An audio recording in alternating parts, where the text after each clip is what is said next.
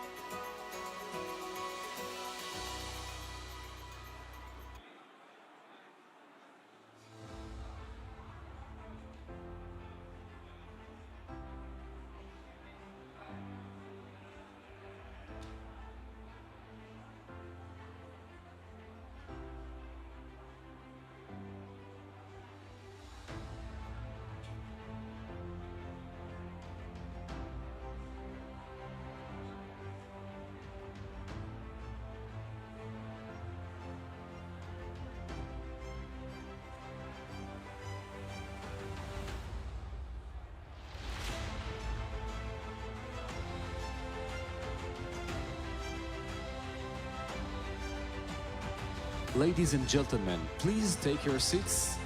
Thank you. קהל נכבד, אתם מוזמנים לשבת. מיד נתחיל. תודה.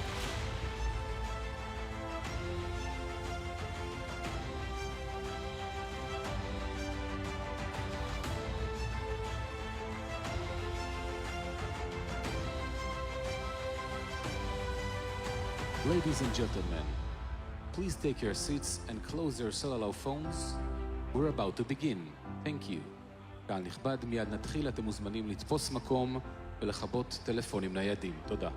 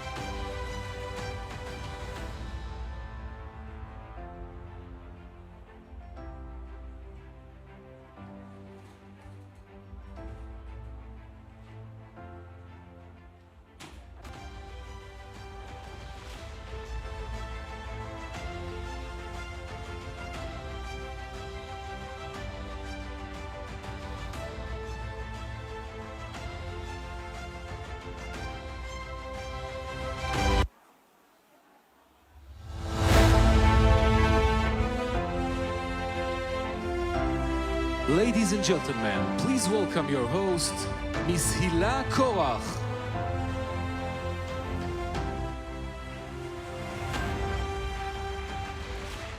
Hello, everybody. Please take your seats if you haven't done it already.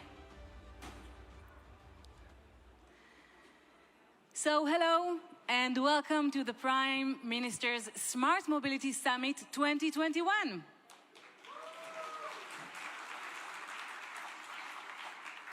Although this year is the 8th time we convene to discuss the global revolution that is smart mobility, it is especially exciting to see you in person this time, as the last time we met was in 2019, before COVID became a part of our lives. Unfortunately, COVID is still here with us, but it is not going to stop all our viewers worldwide joining us virtually to this special global summit. Some of our distinguished speakers will be also joining us online for live interviews, discussions, and more. And let's hope that next year we will all meet here in person. Smart mobility is about disrupting the energy and transportation technologies in order to battle global and environmental challenges like congestion, pollution, and road accidents. We have gathered here today to hear about where we are on the timeline of facing these challenges, with the status reports from groundbreaking industry leaders and innovative startups. We will hear how smart mobility technologies from around the world are tracking these goals and discuss the latest technologies steering us towards higher levels of automotion, electrification, and much, much more.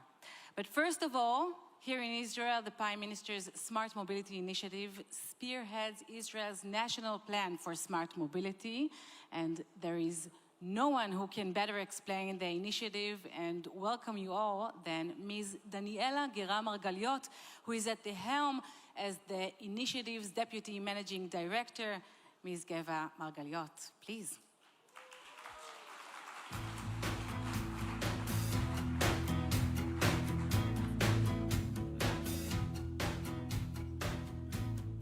Good afternoon, everybody, and welcome to the 2021 Prime Minister's Smart Mobility Summit. What a pleasure it is to see you all here in person after such a long time. A very warm welcome also to all of you joining us from around the world on our virtual platform. Notwithstanding the COVID restrictions, more than 2,000 participants have joined us this year from overseas. Your virtual presence is a vital part of this summit's success. It is a great pleasure for me to be standing here today, hosting this, our 8th annual Smart Mobility Summit, on behalf of the Smart Mobility Initiative in Israel. Today, with robo-taxis just around the corner and drone deliveries already in sight, digital ticketing and on-demand public transportation at the palm of our hands, and a continuous rise in shared and electric modes of transportation, the smart mobility revolution is here. With over 650 startups in the field, 35 international R&D centers, leading academic research institutions, and more than $24 billion raised by Israeli smart mobility companies over the past decade, more than 10% of smart mobility investments worldwide, Israel is a world leader in the field of smart mobility.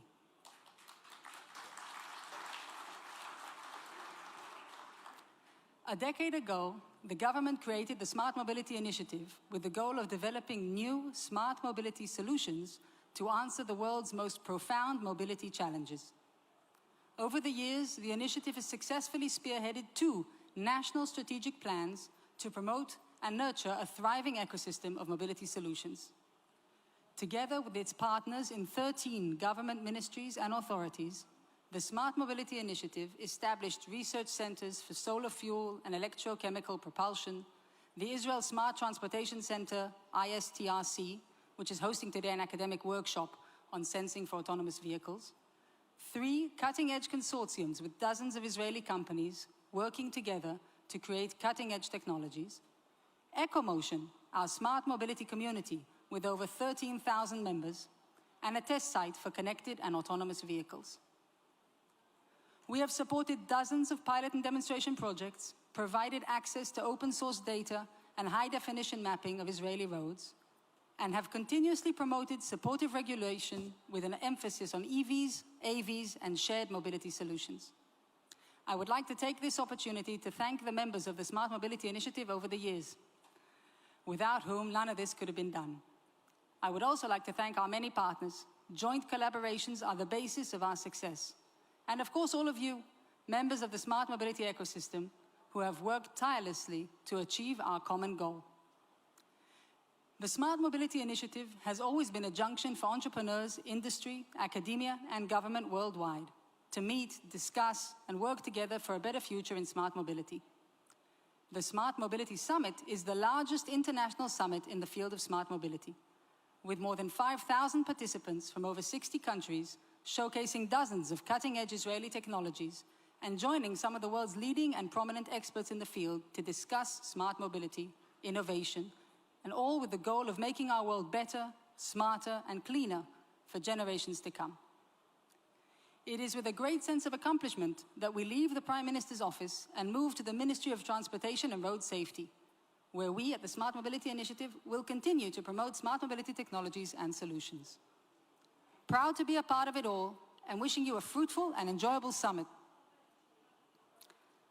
And now, it is an honor and a privilege for me to welcome our Minister of Transport and Road Safety to share her thoughts and insights as to the crucial role of the Israeli Ministry of Transport in the smart mobility revolution ahead. Please welcome Minister Merav Michaeli.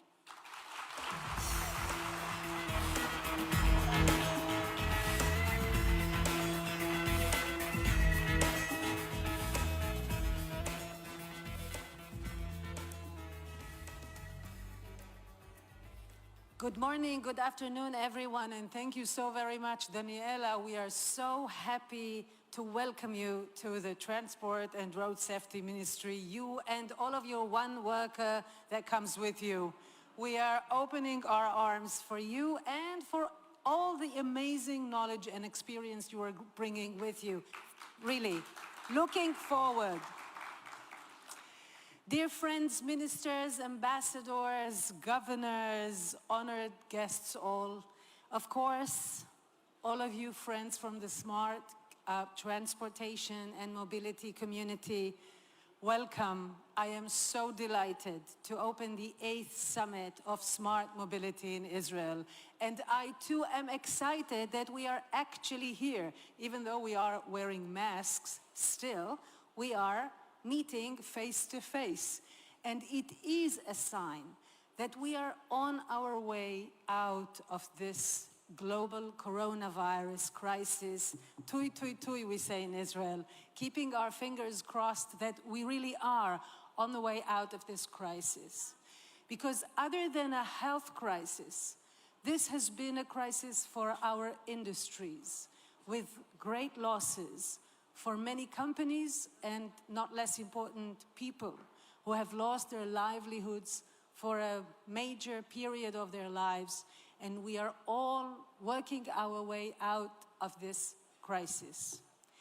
But at the same time, this was a time of opportunity.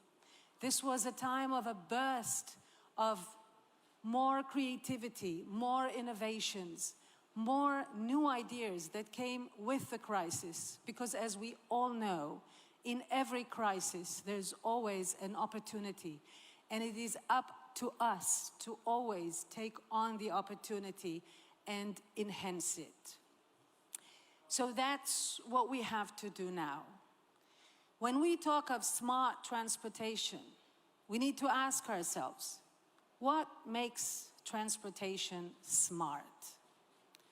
Today, in the midst of a dire climate crisis, the answer is very clear.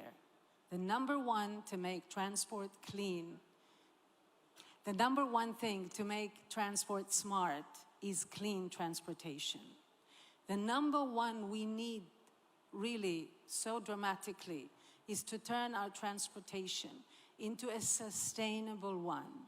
Not only for us to go from one place to another, but in order to keep our planet, to keep our earth such that we can continue live on. This is the number one challenge for our transportation, and certainly for the State of Israel. The number one thing that we have done as we came into the Ministry of Transport and Road Safety is a joint venture and cooperation with the Energy Minister and with the Environment Minister, and the three of us brought to the government a resolution that already passed for enhancing clean transportation with very concrete goals of moving to electrical, not only private transportation, but also, of course, public transportation with the infrastructure that is so needed to make it happen. So what I look to you is to bring even more creative, new, effective ideas as to how to turn our transportation to even more clean and more sustainable, because this really is our number one challenge. The other thing that makes transportation smart is less transportation. We need to lessen the number, and certainly the number of private vehicles that we have on every road. We have to move, a major move towards public transportation, shared transportation, micromobility, all those, some old public transportation, mass transportation, old options, and some new shared and micromobility of all sorts. We have to continue to develop these options, make them more attractive, make them more sustainable, more effective, so more and more people are able to abandon their beloved cars, for which you guys are developing amazing, amazing, innovative ideas. But at the end of the day, if all of us are sitting in half or sometimes less than half full cars, we find ourselves not so smart at the end of the day. These are two big challenges, not only for Israel, but I really don't know of a place that does not have to handle these challenges these days. But in Israel, I have to tell you, that the new budget that we have just passed in the weekend, we put all of our weight to develop public transportation, shared transportation, and of course, light transportation, such as micromobility and also just old-fashioned bikes and walking. Yes, walking is also a kind of transportation, which we need to go back to enabling. So often we think about transportation, we think of the vehicles, and we forget to think about the humans that have to use it. Smart transportation is one that sees humanity as its target, one that remembers that it has to serve the society, that it has to better the society. Real smart transportation is one that enables each and every one of us not only to get from one place to another fast and easily, but also to enable each and every one of us to get where we need to get in life, to enhance our possibilities, to allow social mobility, and to sustain all of us together at the same time. Creativity, innovation, daring, boldness is Israel's middle name. With the numbers that we're giving here as 650 startups and 35 R&Ds and all these amazing achievements of the community in Israel that is really groundbreaking in so many ways. We have the brain power. We have this spirit that always finds something original about everything. This is certainly an Israeli thing, and there's no wonder that the biggest summit for smart mobility is hosted here in Israel. Now we have to elevate it and combine it, first of all, with, of course, cooperation with everyone and every government, every country, every body that wants to take us forward. We need the budget that is always a challenge. But the most important thing we need to move forward is the commitment and the political will, a true desire to make the change. I can promise you that this Israeli government has all the commitment and all the political will to make it happen.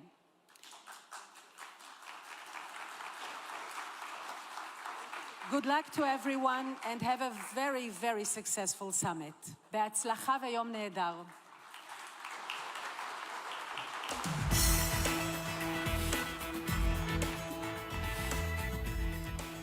Thank you, Minister. So we know the challenges and we have the means, hopefully. But where are we exactly situated as we think about the future of transportation? To bring us up to safe speed and give us a bird's eye view of our future, it was only natural to ask a groundbreaking pioneer to share his outlook. Please welcome Professor Amnon Shashua, President and CEO of Mobileye and Senior Vice President at Intel.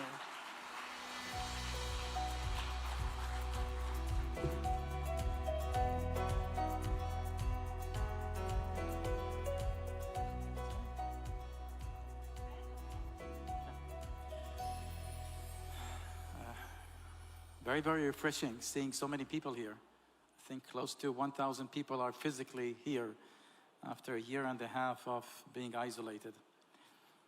So I'll talk about our latest status of autonomous driving and the field of, from driving assist to autonomous driving. As we all recall, autonomous driving is really going to be transformative for mobility, bringing accidents to zero, lowering the costs of mobility to costs below public transportation, reducing the number of cars on the road because the utility of each car goes up. So it's a huge transformation. So where are we standing? So first, let's look at the landscape. The landscape, if you look from the left, these are driving assists of today. These are systems in the car, mostly a front-facing camera. Sometimes you have a front-facing radar that are there in the car to intervene a fraction of a second before an accident. So the car will brake before an accident, will prevent the driver from veering from the lane or give a warning. It's called lane keeping assist. And these are very, very high volume devices. So today it's about 50% fitment rate. So 50% of all new cars on the road are coming, with these systems built in. By 2026, it's going to be 76% of all new cars. Just to give you an idea of scale, Mobileye's revenue 2021 is about $1.5 billion just from these systems. The next is an area, let's call this premium driving assist, or level 2 plus, level 3. And these are systems that you start seeing them coming on the road, first with the premium cars, but I believe that they will go down to medium and low-end cars. And these are systems that are using multiple sensors, normally 360 degrees around the car, much more compute in terms of computing power. Sometimes multi-sensor modality will be cameras, radars. Sometimes there'll be a laser scanner, a LiDAR. The driver is still responsible, so the car is not fully autonomous driving, but allows the driver to be disengaged from the driving experience for a limited amount of times. So this is, we can say 95% of the autonomous driving experience will be launched with these kinds of premium ADAS. So this also had the potential of becoming very, very high volume in the coming years. And then the holy grail is what is called level 4, level 5. These are full self-driving systems in which a driver no longer needs to be in the loop, could sit in the back seat, or the car could drive without anyone in the cabin. And the car is responsible for all the driving experience, including being engaged in emergency situation. In some cases, there is a teleoperation that could remotely intervene when the car needs assistance. So this is the holy grail. It's called level 4 or level 5. Now we at Mobileye, we are developing the entire spectrum from the left block to the right block. So why are we developing the entire spectrum? Because when you look at the way autonomous driving will play out, it could play out in one or two ways. And they're very, very different. The first, it will play out through mobility. That means robotaxi, robo-shuttles. These are taxis without a driver, or a shuttle without a driver. So it's not owned by a consumer, it's owned by a fleet operator. It could be Uber, Lyft, transportation network company, or a public transport operator owning a fleet of such vehicles, and they provide mobility per payment, per mile payment. So this is one play, which, if you look asymptotically at this play, it means that eventually, it will start with big cities. Gradually, the number of autonomous cars providing mobility will increase in a big city. At some point, big cities or mega cities will not allow privately owned cars to drive in the city because everything is covered by those autonomous cars. Then it will grow, expand from city to city. Then those cars will be able to drive between cities. There will be less incentive for people to buy cars, and it will all be mobility and not private consumption. So this is one play in terms of autonomous driving. Another play is a consumer level. It means it's an extension of driving assist. You buy such a car, and with the press of a button, you can sit in the back seat, and the car will take you to wherever you want to go. You can intervene and drive yourself, or you can disengage. When you disengage, the robotic engine is completely responsible for the driving. Now, these two paths of playing out are very, very different. And the difference is cost and scalability. When you look at robotaxi or robo-shuttle, the cost of a system is not that critical because you have here a device that has a return on investment. For a consumer, the cost is critical. You buy a car that costs, $50,000, you're not going to pay another $200,000 for the self-driving system. The cost should be very, very low.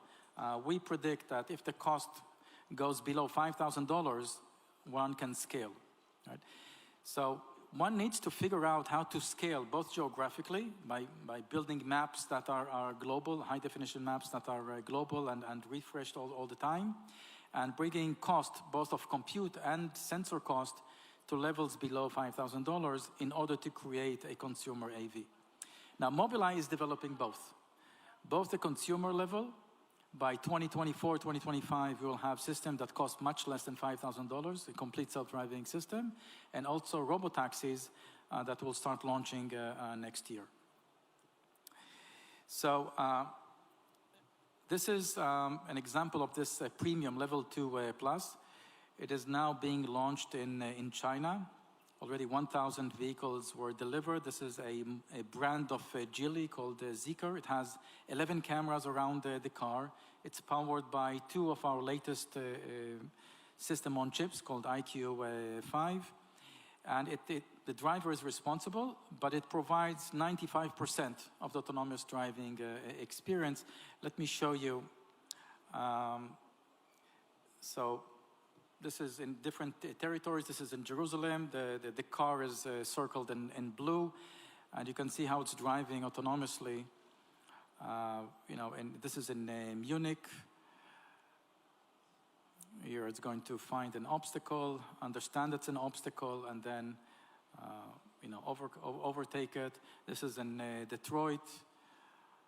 So very different types of scenarios and driving conditions and driving cultures. This is in New York City. This is very, very complicated. New York City and Tel Aviv are kind of very, very tough places to drive. And we have also in Tokyo and of course in China. So this kind of experience is now already at a consumer level, starting in China, but it will expand from China to the rest of the world. We're expecting, many tens of thousands of those vehicles, even above 100,000 in 2022. Next, we launched the Level 4 robotaxi. It was showcased at the IAA in September in Munich. It has the same subsystem of cameras that you saw before, but in addition, it has a 360 degrees of laser scanners, LiDARs, both short range and long range, and the radar system. This is much more expensive. This is designed for robotaxi. It's not for consumers. And we will be launching this in Munich and Tel Aviv, middle 2022, without a driver. So we are working on all the regulatory permits to enable this. And if we look at 2024, 2025, there are two thrusts in order to bring this technology to a consumer level. One is efficiency of compute. We're developing a chip. So given all the years we're developing the software, the technology, today we have a very, very good understanding about the compute requirement of such a system. So based on all our understanding, we're designing a chip that will be ready end of 2023, 2 years from now. It's an AV, autonomous vehicle on chip. So a single chip that will cover all the autonomous driving experience. Together with this chip and special sensors that we are developing, imaging radars that could take the place of LiDARs, at least the 360-degree LiDARs will not need them, only those imaging radars. We can provide a full self-driving system below $5,000 in 2025 and use that to scale. And finally, the next scalable item is maps. These cars require high-definition maps. These are very, very precise maps with lots of semantic information about priorities, about the traffic lights, which driving path is connected, associated with which traffic light, about pedestrian crossing zones, which one is associated with which driving path.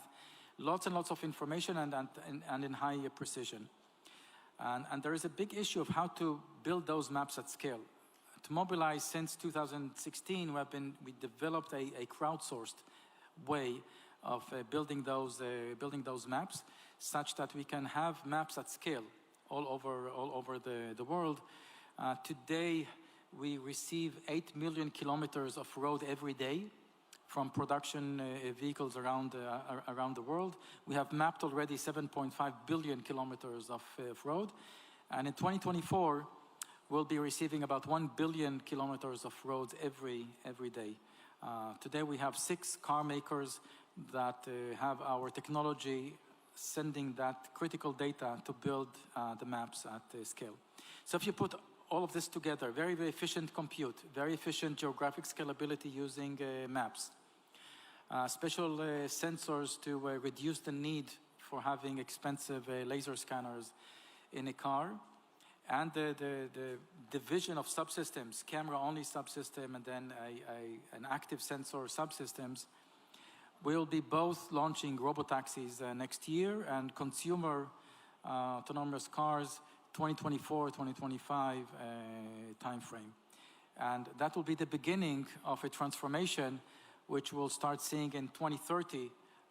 It will start taking an effect in 2030. Thank you very much.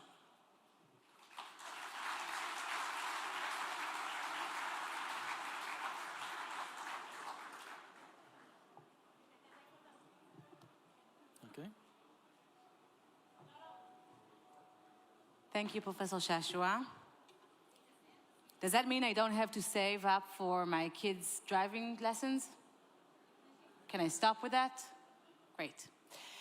So in this next interview, we'll get a glimpse of how it's done north of the Mediterranean. The German Automotive Industries Association, the VDA, is an inspiring model of how an industry comes together to pull its expertise and experience in favor of making mobility safer, more efficient, and more environmentally conscious. We are very lucky to have with us today the president of the VDA, Ms. Hildegard Müller, to talk to Ms. Müller about the VDA's goal and vision. Please also welcome back to the stage Ms. Daniela Guerra-Margaliot.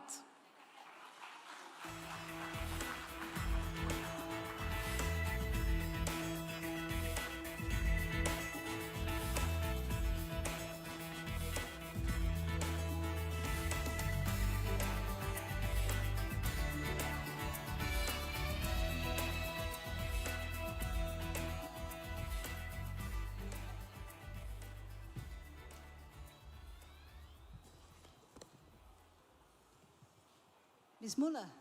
Daniela. Hi, welcome, and thank you for joining us here. Yes, thank you for having me. It's really a great experience after this long COVID time. I'm back to be here again. We had this wonderful experience at the IAA Mobility. I think some of you joined us there, but this is really inspiring. Congratulations. Thank you very much. It's a great pleasure to have you with us. And I think we'll just start straight off the bat. I think my first question for you would be, if you could share with us from your insights. I mean, you're the head of the VDA, more than 650 companies, suppliers and OEMs. You must have a very specific, broad point of view of what's happening in the automotive industry today, what's going on, what's going to happen, and I'd love it if you could tell us a bit what you think. Yeah, really, thank you. I think the future is really interesting and bright. I mean, we have a growing population on the world, and transport and mobility is an essential need for all of them. And we now have the duty to make all these ideas of mobility to be more climate neutral, more efficient, more safe, and more comfortable for all these people. And so the German car industry uses a lot on research, a lot of investing in building new plants for example, for the production of electric cars, for the charging infrastructure, and also with hybrid discussions for the, especially for the heavy trucks and the light vehicles. So we invest up to the next 2 years more than 150 billion euros. That show you how important it is to change the whole industry. A lot of employees are stick to this industry in Germany, and so it's very important for us. Absolutely, that's an amazing number. You mentioned the climate and environment issues, which now with COP26 in the background in Glasgow, and everybody's talking about it, and the minister just discussed it as well. And it's clear that this is a big issue and a challenge for the near future. And I know that the VDA has put it high on its priorities, and you've made a commitment, I think, to climate neutrality by 2050. Could you tell us a little bit about what you're doing specifically as the VDA and what role you can take and the roadmap you see ahead to getting there, to climate neutrality? Yes, we are very involved in the discussions in Germany, but also in the European Union and with the Green Deal, they call it, to make the transport sector neutral. We, as VDA and our member companies, commit to be climate neutral up to 2050. And we are convinced that after 2035, there will be no new vehicles with any CO2 emissions. So this describes, it's a very strong story we have to write, but I'm sure with all these ideas with Richard and also in combination with all your wonderful ideas, and I had the opportunity in the last 2 days to meet a lot of you, and so thank you, Sham from the Chamber of Commerce here, from the AHK, and my colleague Stefan Reinders is also here. We met so many connections, so many ideas. I bring a lot of ideas back to Germany, and I'm convinced that all of the tech scouts we have from the greater companies here will do their best, but the VDA also can bring together the small and media companies. As you know, we have in Germany really a strong supplier industry, and I think there will be a lot of possibility to work together, so I'm very happy to be here. Great, we're very happy, as I said, to have you, and I agree. I think Israeli ecosystem has a lot of things to give and offer, specifically in the climate area, and as you say, in electric mobility. Could you give us a little more sort of insight about what's happening today in the automotive industry in Germany about the electric vision? I mean, I know they're all saying 2025, 2030, but as you say, 2035, you believe there will be no more, let's say, ICE cars on the road. How do we get there? It still seems like a dream. Yes, I mean, we do everything what we can, especially for the private sector, personal cars, the way is electric. In Germany and also in the European Union, we have clear fleet targets, and we decided that is the quickest and best way to go to the CO2 emissions. I'm also open for hydrogen ideas, because I think especially for the heavy truck, and next year, I invite you all, we have the IAA transportation in Hanover, because 30% of the CO2 emissions are coming from these heavy trucks, light vehicles, buses, and so on. It's also very important. But that's only one wing of the reform we have. The other is all the measures you are discussing here, the smart mobility.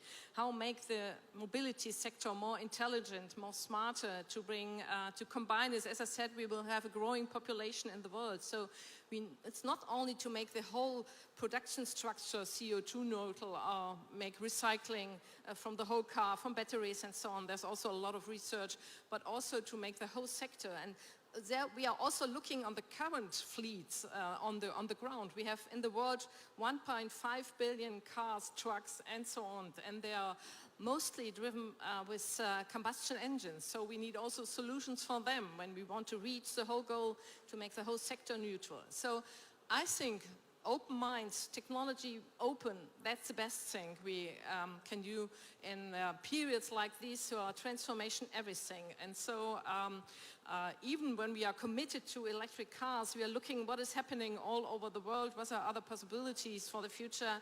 And I think Israel is a country we can learn a lot from. What do you think about infrastructure? I mean, it's a big challenge for the electric rollout. And what are you doing to promote that? I mean, in Europe and all over. That's one of the most important points for the customer. And as your minister said, thinking from the customer, what do they need to go to this electric path that is most of all in concrete charging infrastructure. The people in Germany charge at home, where they work, where you buy your things in the public sector, and on the Autobahn we have. And so we need a different structure, and we have to develop much more efforts than we have in the moment. I mean, Germany, France, and Netherlands have 70% of the whole infrastructure in Europe, but it's not enough, really. When we want to have around about 14 million electric cars on 2030, we need to double all our efforts for more infrastructure. And the next thing is that we need renewable energy, power for all these charging stations we have. And I think this could be one of the most critical points. I'm not thinking only about the cities. 60% of the people in Germany are living in landscapes, and we also need to have possibilities because they move to the big cities for their work and so on. And so we need solutions for them, and so we need the infrastructure. It's most of all, it's like with the digitization. That's all these the other possibilities coming from digitization for CO2 reduction, and as I said, for safety and make it more comfortable. So you need a good infrastructure. Maybe you have it here in Israel, in Germany, the broadband and so on. It's not. Sometimes it's difficult. Yes. We're also still working on it, but you said there's a lot to be done, obviously, and I'm wondering how. Do you think it's more sort of solutions that the market will suggest and supply and demand will give the solutions, or do you think the government has to play a big role here in all we just discussed, the infrastructure, the rolling out? Because I think today most people think, it's the government, you need to create charging spots, you need to create and subsidize, but you could think that maybe, soon it'll be already, costly efficient. The cars and the infrastructure. So I'm asking if maybe you think if there's more to be done on the government side, or if you think it'll happen on its own in a sense. I think it's a mixture. We are investing also with companies like Ionity or something like this. We are investing in the infrastructure. But most of all, this is, yes, I think it's a rule for the government, for the municipalities. One thing is to pay for it. The other is to organize it, to make it the whole process more quick and so on, and to look, do we really have an infrastructure that everyone can everywhere and at every hour he wants to charge his car, that is he is able to charge it. That's one of the most challenges we have, and so we need every helping hand is welcome in this. Yeah, well, it's in Israel. It's definitely one of the issues. Today you can have a charging spot at home only if you have pretty much a private home or a shared building. But in the middle of the city, most people don't have where to charge their cars, obviously, and it's one of the big issues we need to think about and how to solve it. And okay, well, generally speaking, I'm going back to the general view. What would you think, apart from the infrastructure that we just discussed, and maybe a little bit more about digitalization, but are really the big challenges that we're looking at in the automotive industry? And also already I'll ask you the next question about the Israeli contribution. Because as you say, and I think that as you can see here, even in the exhibition, there's a lot of ideas coming out of here, but where do you think they should be channeled to? What are we looking for, as you see? Yeah, I think we really need more of those cooperations, and so I invite you all, please contact us, contact Sham from the AHK to bring us together with concrete ideas. I think the ideas I can see here everywhere for the charging infrastructure, for digitization solutions and so on could be very helpful for the way Germany and the European Union is moving on. And now it's concrete, bringing the companies together, bringing the ideas from you here to the companies in Germany together. I think there's a huge interest in working together, and so yes, after the COVID pandemic, now it's not only possible via Zoom meetings or Teams or something like this. Now we can bring people back together, and then I think 1 + 1 is more than 2. And so let us share our ideas, and we can scale. That's our experience we have in the past. I think the German car industry is still one of the most innovative industry we have in the world. And to bring this together with your ideas, it could be perfect. And yeah, let us do this. It's a perfect match. And I know in addition to your role as president of the DDA, you also serve as the vice president of the German-Israeli Chamber of Industry and Commerce. I know that for many years already you've been fostering these collaborations and joint ventures together. And this is not your first time in Israel, and we hope to have you back a lot. But could you give me a little more sort of the direction you think it'll be going? Where do you see these collaborations taking place? And what can we do on our side, and what can you do to make more of them happen? Yes, I think one thing is really the huge concerns we have, like the automotive industry, who's here also located in like BMW, Mercedes, Volkswagen, and so on. Direct cooperation. You have wonderful trend scouts from them here. Join them, contact them. The effort we can do additionally, I think, is really the small and medium companies. And when I'm talking about all the supplier system, that's very interesting, because I think they have a lot of solutions, especially for digitization, and now inventing and all these ideas of electric, hybrid, and so on. And so these, sometimes a small media company, it's difficult to find the right person to talk to. And so this networking is the beginning of everything. Absolutely. I think we have time for one more question, and I hope it's all right. It's a little bit sort of more personal. Not personal, but you know, the automotive industry is unfortunately, and as we know, associated with being very male-dominated, okay? And it's great. It's great to see you at the head of the VDA, you know, the largest automotive association in the world, I think. And could you tell me a little bit about how that feels, and could you give some tips maybe to anybody who's kind of looking to make their way up in this industry, and generally speaking, you know, for women? Yeah, to be open, it is still a more male industry, but it's coming up. I know wonderful women, and I met wonderful women also here from your women's network here in Israel. So thank you for organizing these events. I think at the end of the day, diversity is not a sense in itself. It's helped us to be better. Our consumers are diverse, and so the industry have to be diverse if they want to be successful. And that's what I really want to say with all my experience over all the different branches I have. Companies and industries are diverse, are better, and are more successful than other companies. And so you have great women. So contact them, bring them inside all your ideas, and that also, for example, Germany also have to be more international. So we are looking forward to work with you together, and this internationality, this diversity, that makes our solutions for the 7 billion people in the world better. So we are forced to do this. You're here, great. Well, I think our time is pretty much up, so thank you very much again. I know you're going straight to the airport from here, so we really appreciate it, and have a safe journey home. It was my pleasure. Thank you very much for the great honor to be here. Thanks.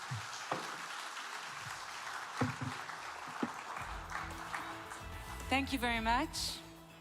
Now, we promised you the cutting edge in research and technology, and one of the most exciting areas to investigate is autonomous vehicles. In this next panel, we'll be discussing some of the very latest trends and innovations. So please welcome to our stage our moderator, Mr. Michael Granoff, Managing Partner at Maniv Mobility. Joining him are some very special voices we are lucky to hear from. Please welcome Mr. Nikolai Ardei, Executive Director at Volkswagen Group Innovation, and Ms. Luan Midecourvier, Director of Startup and Technology at Valeo. Joining this panel online are Professor Nick Reed, founder of Reed Mobility, Mr. Gail Escribe, founding partner and CEO at Nexus Automotive International, and Ms. Angel Preston, Policy Director at Intel for IoT and autonomous vehicles.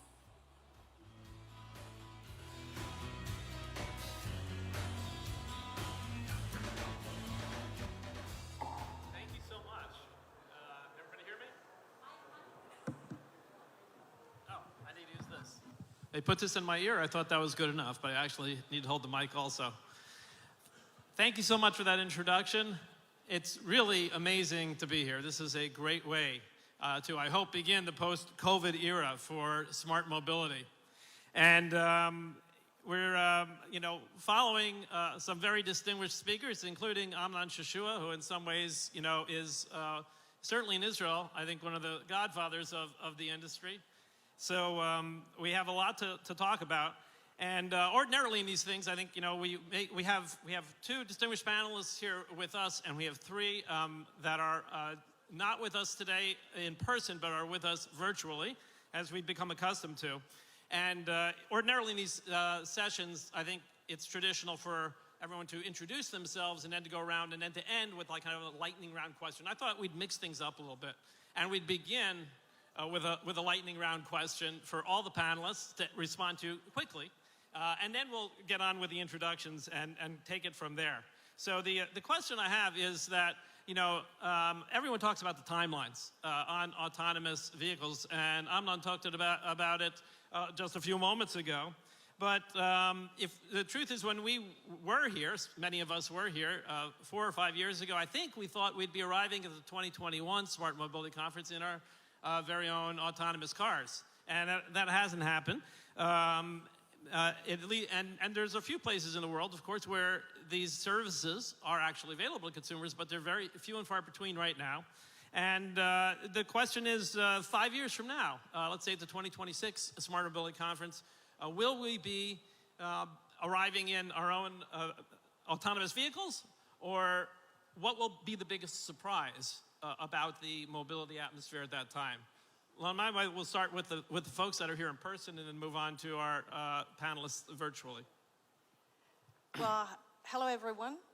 Thank you, Mike, for having me. Thank you for having me at the summit. I'm extremely pleased to be here. I've been waiting for that for a year and a half when I took this position. First thing, in 5 years, I'm pretty sure Israel is going to innovate still. I'm pretty sure Valeo is going to want still to work with Israeli partners. I'll give you a few numbers. We have delivered for 30 years 1 billion sensors for advanced driver assistance systems. In the next 5 years, we're going to deliver 1 more billion. So there's a huge acceleration, and I believe that safety is going to be key. When I was walking the streets of Tel Aviv yesterday, I really mean safety everywhere. It could be in micro-mobility, it could mean last mile delivery, it could mean long haul, tractors, autonomous tractors, or mining industry. Thank you. Nicholas. Yeah, let me go on. So thank you very much for having me here. So it's innovation and creativity cannot be taken from the screen. It evolves from people coming together. So it's really, really great and exciting for me to be here. So what will we be surprised about within 5 years? So maybe not to be surprised about having autonomous vehicles in the road. So Professor Shashua just told us about this will happen next year already. And maybe we will have the first drones in megacities taking passengers autonomously from one place to the other. Okay, very good. Angel, I know you were supposed to join us in person, and unfortunately, for some reason, that didn't work out, and we're very sorry about that. But why don't you go ahead and answer the lightning round question before we get to the formal introductions? Yes, thank you. Thank you, everyone. I'm sorry about that as well. I wish I was there with you all. But yeah, I kind of have the same response as Nikolai. I think autonomous air taxis may be the surprise in the next 5 years. So, you know, although the technology isn't new, I think it being an option for consumer mobility and urban transportation, I think will be a new innovation within the next 5 years. Terrific, thank you. And Nick, why don't you answer the lightning round question? Are you with us there, Nick? There you are. I am, yeah. Hi, thanks, Michael. So I'm going to start slightly controversially. At least it would be in the UK. I think in 5 years' time, the surprise for me would be a move towards a road user charging scheme. So we know that governments are losing revenue in terms of fuel duties as the shift to electric vehicles comes around. So how is that revenue to be replaced? How will the governments pay for roads in the future? And I think that will need to be through a road user charging scheme. And I think that might play into the rollout of automated vehicles as well, where the fee for the road use is part of the payment for the use of an automated vehicle as well. So yeah, I would like to see that happening and happening in a way that was equitable, that pushed us towards that net zero target that's being talked about in Glasgow this week, and helps to serve communities and businesses in achieving their mobility needs. We'll have to circle back to that topic, Nick, because that's something dear to my heart. That many years ago as a graduate student, I said, you know, how come there's this market failure in that this really in-demand real estate of roads is, for the most part, given away for free. But Gail, let's hear what you have to say about what will surprise us 5 years from now. In fact, Michel, we are an aftermarket champion, so we are not in the original equipment. And at the moment, through our investment committee, Mobilio in Israel, where we invest in plenty of startups, we are getting ready for any scenario. Be it taxis or shuttles, etc. We are investing at the moment on companies that will provide accessories, that will facilitate teleoperations, you know, that will facilitate retrofit options for autonomous vehicles. So that's fundamentally our mindset. I'm not making any bet I simply want our community of 2,000 companies in the world in 145 countries to be ready for any type of autonomous vehicle that would emerge in the coming years. And I will share with you a bit later, what type of services we are privileging once those cars and those vehicles will be available. Terrific. And while we have you there, why don't we go in reverse order now and we'll do the more traditional introductions, but please just keep it to a minute or less describing the work that you do.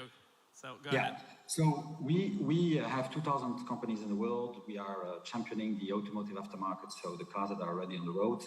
And we see three, let's say, priorities when it comes to autonomous vehicles. First, it doesn't prevent you, from making sure that the individual that is in the car is capable to take control of the wheels. So we are at the moment in Israel investing in accessories such as real-time cognitive monitoring with a company called Adam, in which we have invested through our investment fund. We are as well very much looking at teleoperations. And if there is anyone in the audience that has, started to work on it or is largely involved in that, it's an item in which we will develop services, take remote control of any vehicle, be it a taxi or a shuttle, whatever, is something in which we see lots of potential in terms of service. And then, we are talking here about cars that will come on the road, fine, but you have old cars, less than 20 years old, that we could retrofit, and transform into an autonomous vehicle. We see lots of developments there in terms of service. And we are looking at the moment around the world at any options that would enable our community to transform a fairly premium car, that is less than 20 years old, into an autonomous vehicle. So these are three examples of services in which our investment company Mobilion is really focusing on to be ready with all the developments that we're going to discuss around the table. Terrific. Nick, do you want to introduce yourself? Thank you, Michael. Yes, so my name is Nick Reed. My background is psychology, actually. I was a psychologist, cognitive psychology and visual perception. And I was applying that academic background in road safety, so studying driver behavior, things like distraction, fatigue, alcohol, and their impacts on driving behavior. And then with the DARPA challenges, with the emergence of the Google self-driving car project, I really recognized the impact that automation might have on the transport system and pushed for research studies in that area, working at the Transport Research Laboratory here in the UK. Led many studies in that area. The world's first grocery delivery was in a project that I led. And then had a few years at Bosch as the head of mobility R&D. And for the last 2 years, I've been working on my own as an independent consultant through my company, Reed Mobility. And my focus is really around the factors that will allow the safe deployment of automated vehicles. How can we collect the data that enables us to say that automated vehicles are operating safely and ethically and delivering all those benefits that we know to be there? Fascinating. Thank you. Angel, you're coming to us from the city in which my own smart mobility journey began a long time ago. Why don't you introduce yourself and tell us about what you're doing? Yes, hi, I'm Angel Preston. I'm the Policy Director of Autonomous Vehicles and IoT at Intel. I'm a public policy professional. I have, years of expertise and experience in the automotive industry. I spent quite a good time at the U.S. Department of Transportation, so working as the regulator. And then after that, I had the opportunity to represent the interests of, policy interests of the automotive ecosystem in the leading trade association in the United States. So each of those positions prepared me for my role that I have today as I work closely advocating for the policy interest with regards to autonomous vehicles and Internet of Things for Intel, and work closely with the regulator, U.S. Department of Transportation, Congress, other trade associations, as well as the interest groups that also want to see the safe deployment of autonomous vehicles sooner rather than later in the U.S. Terrific. And maybe later in the conversation, you can tell us whether this bill that just passed the U.S. Congress this weekend is going to help advance the interests of autonomous cars. But meanwhile, Nikolai, tell us about yourself and your work. Yes, I'm in charge of group innovation. This is the innovation organization of the Volkswagen Group. And this is a worldwide organization with also a very, our most important innovation hub here in Tel Aviv. Connect is its name. And well, we are responsible for all the brands of the Volkswagen Group, from heavy-duty trucks until and to the super sports vehicles like Lamborghini. And well, and before that, I joined Audi as a head of powertrain development, and before that, 18 years BMW in several functions. Very good. And Loan Mai? So hello again, my name is Loan-Mi Descorvières. I'm in charge of the incubator of startup and technology. At Valeo, we have two axes of work. One is electrification and the other one is ADAS. And we invest about 12 billion euros. We have 12 billion euros of order intakes in 2018 to 2020. So what I like very much is the products and the technologies. And this amount of money that we can put on innovations, it's one of my big motivations to work for Valeo. Beyond that, I have a background of electronics, and I also worked with Thales. I have the opportunity to work in telecommunications. Now the car is connected, autonomous. So I'm very happy that all comes in one. Terrific. So, you know, we have here with us in person two people who come from the traditional automotive industry. And I'd like to maybe start with you guys and then hear from our remote panelists as well on kind of the question around how you see the traditional OEMs interacting in this smart mobility future in a world of increasingly autonomous vehicles with the newcomers, the Waymo's Cruises, which of course is also integrated into some of the traditional industries, so there's lots of overlap, but talk about some of that give and take between traditional and the new tech companies. Maybe I will start with this question. So, of course, this is a big transformation for the conventional automotive industry. And of course, the conventional automotive industry, well, it's very experienced in how to make a car type approvable, how to be up to all the legislation, to have it in a high level of quality and so on. And having all the scaling up in the huge amount of factories around the world. So, of course, it is a challenge for the conventional industry to set up all this software competency, which we are about, very powerful, and we will have a big size in that respect very soon. But of course, I think the recipe at the moment is to just collaborate and to cooperate with all these amazing startups and very agile companies who inflame us in order to get into this transition. Terrific. So I was lucky to be chosen because I was there at the right time to launch the team of Valeo in the Bay Area of San Francisco. And I had to ask myself that specific question: what am I doing here? How am I going to be of interest not only for the OEMs, but also for the tech companies?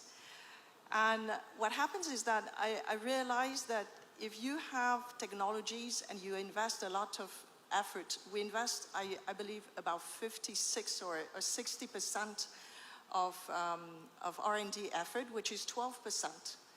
Of R&D to sales, which is more a tech company than, you know, the automotive average.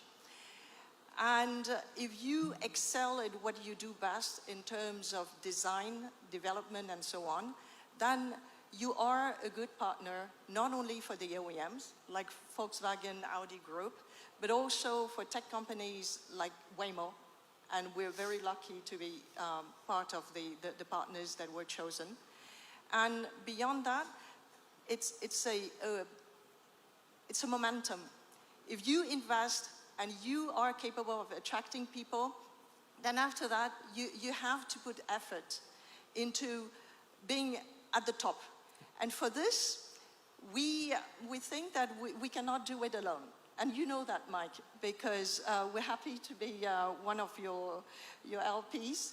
I do believe that VCs, for instance, bring us the insights that we cannot have. We cannot be everywhere. We are not connected everywhere. I will not tell you jokes about Valeo telling me, Valeo? What is that company? Because they didn't know Valeo. And I think partnerships with VCs, with you, Mike, and your team, it's extremely powerful and helpful. And I can see Anne as well. I'm working with Anne Ikar in Israel. And what we do together is we exchange strategy, points of interest, and then you go and scout. You give me advice on who to meet, etc. And then for like everyone, and I'll be spending time with some of you guys to discuss about technologies. So the theme seems to be one of cooperation, one of the strengths of traditional industry along with the innovation of the technology companies. And anybody from our remote guests want to comment further on that? Nick? Yeah, sure. I mean, I agree completely with Nikolai and Loimai on their comments, particularly on that the ability of tech companies to achieve that automotive grade. That really is a big challenge, and you know, the automotive sector is continually evolving, and it has done throughout the history of the automotive sector. With Toyota originally being a sewing machine company, and Bosch, you know, originally just making armatures that made engines much more efficient, and then spread to all the different products it makes today. Where I think there is a difference, though, in how that collaboration might be achieved, and the potential risks to organizations today, is in the scaling when it comes to software and AI and data, and the organizations that have that data and allow and share, and how that data is shared with other organizations, which might fundamentally change the kind of power dynamic between organizations and who has the upper hand. Got it. Maybe I'll call on Angel and shift the conversation a little bit more in a direction of the policies surrounding autonomy in particular, and maybe even broader than that. We can get into a conversation about like the push and pull of the market, and to the degree to which there will be a sort of consumer pull, a real demand for higher levels of autonomy, how much will be pushed, how regulators will interact with that. Angel, what do you think about that? Yeah, great question, Michael. I think that there will be a pull from consumers, you know, with the demand for autonomous vehicles, mobility as a service.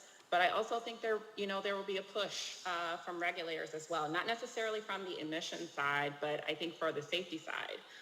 The promise that autonomous vehicles hold for safety is just tremendous. You know, here in the United States, we have over 37,000 fatalities as a result of, motor vehicle crashes. And, you know, that when we have a technology that can help to put a dent in that, a significant dent in those numbers and save lives, that's very important.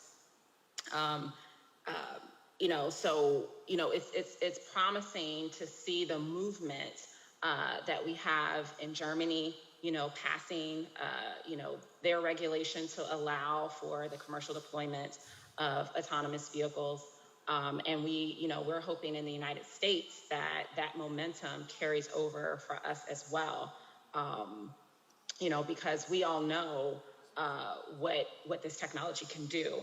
And so that's why as policymakers, as executives in these companies, as we are advocating, strongly as possible to get the deployment of autonomous vehicles on the roads.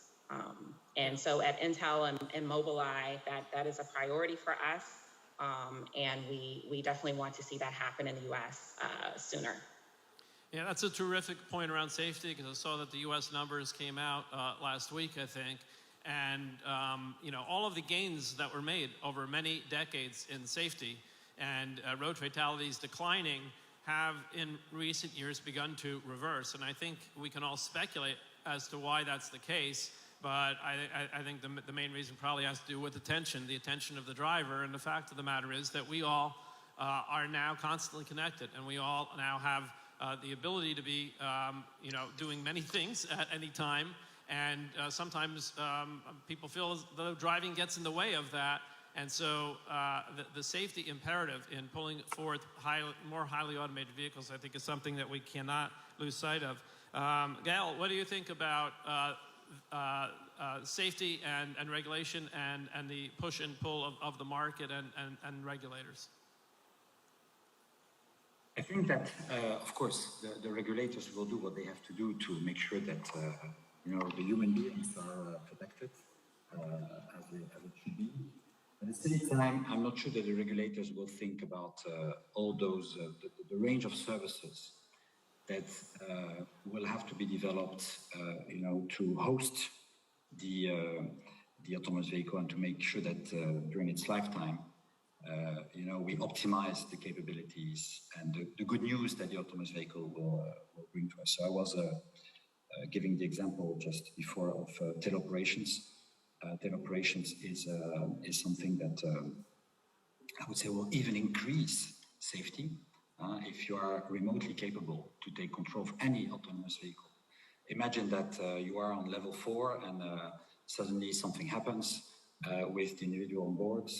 Teleoperation could make sure that the car is moving into the right direction without creating any fatality.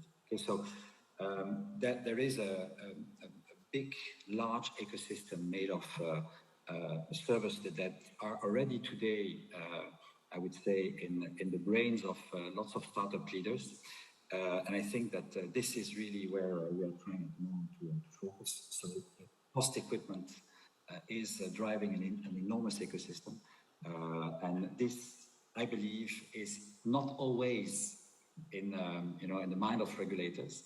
But lucky we are in Israel, we have lots of brains that will help magnify, what regulators are trying to secure, because we can do even better than what they can imagine.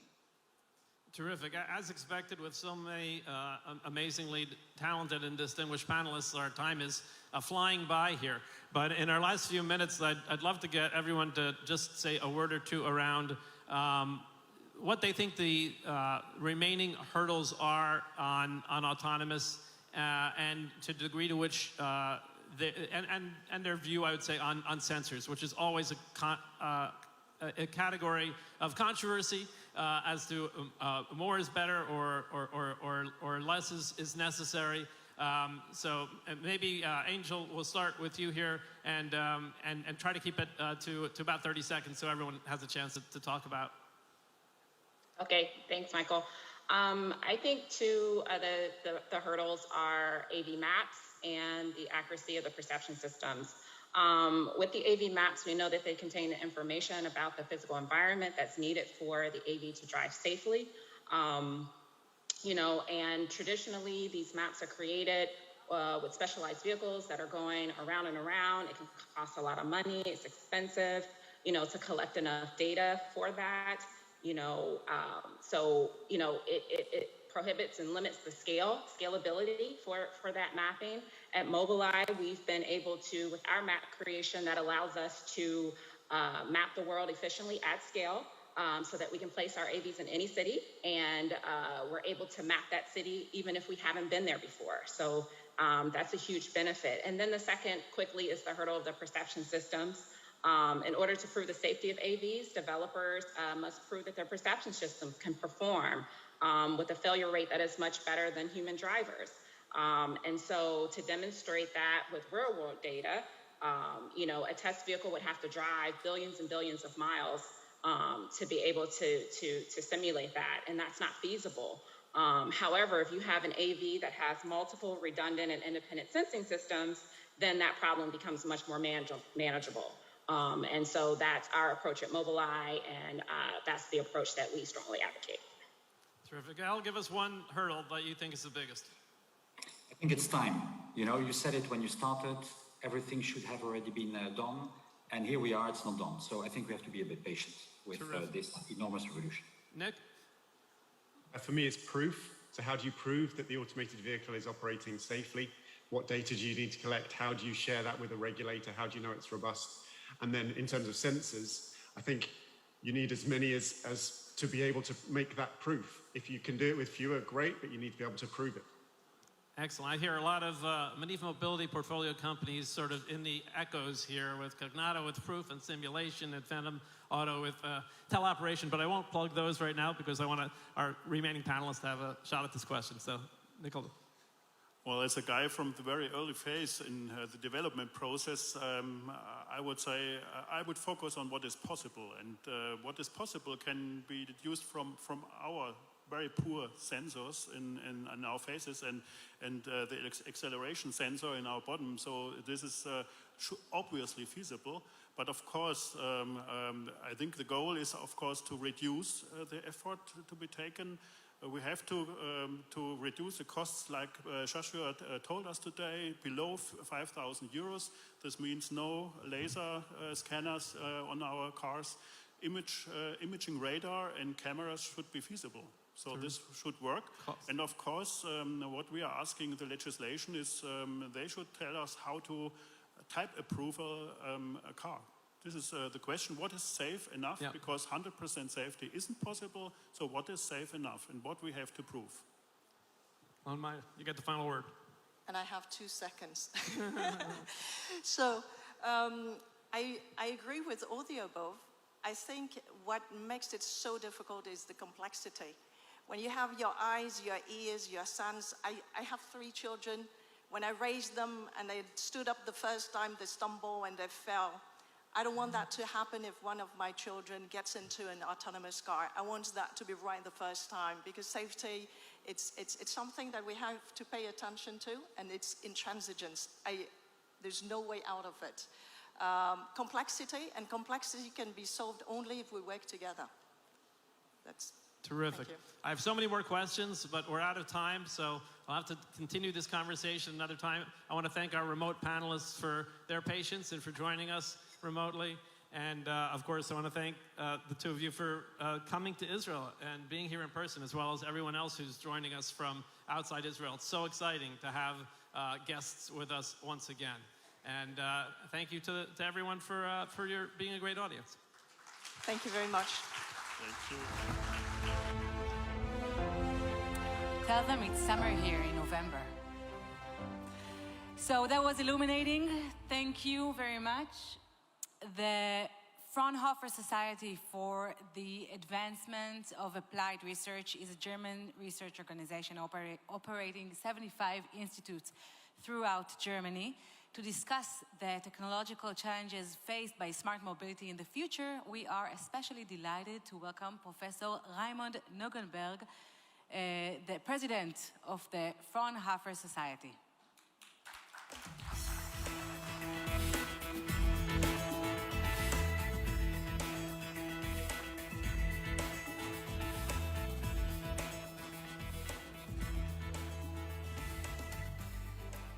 Hello, good afternoon, ladies and gentlemen. And now I will give a little bit an insight about the Fraunhofer activities for mobility of the future. And as we have learned, mobility in the future are not also the future for cars. We have a lot of more contributors for our mobility.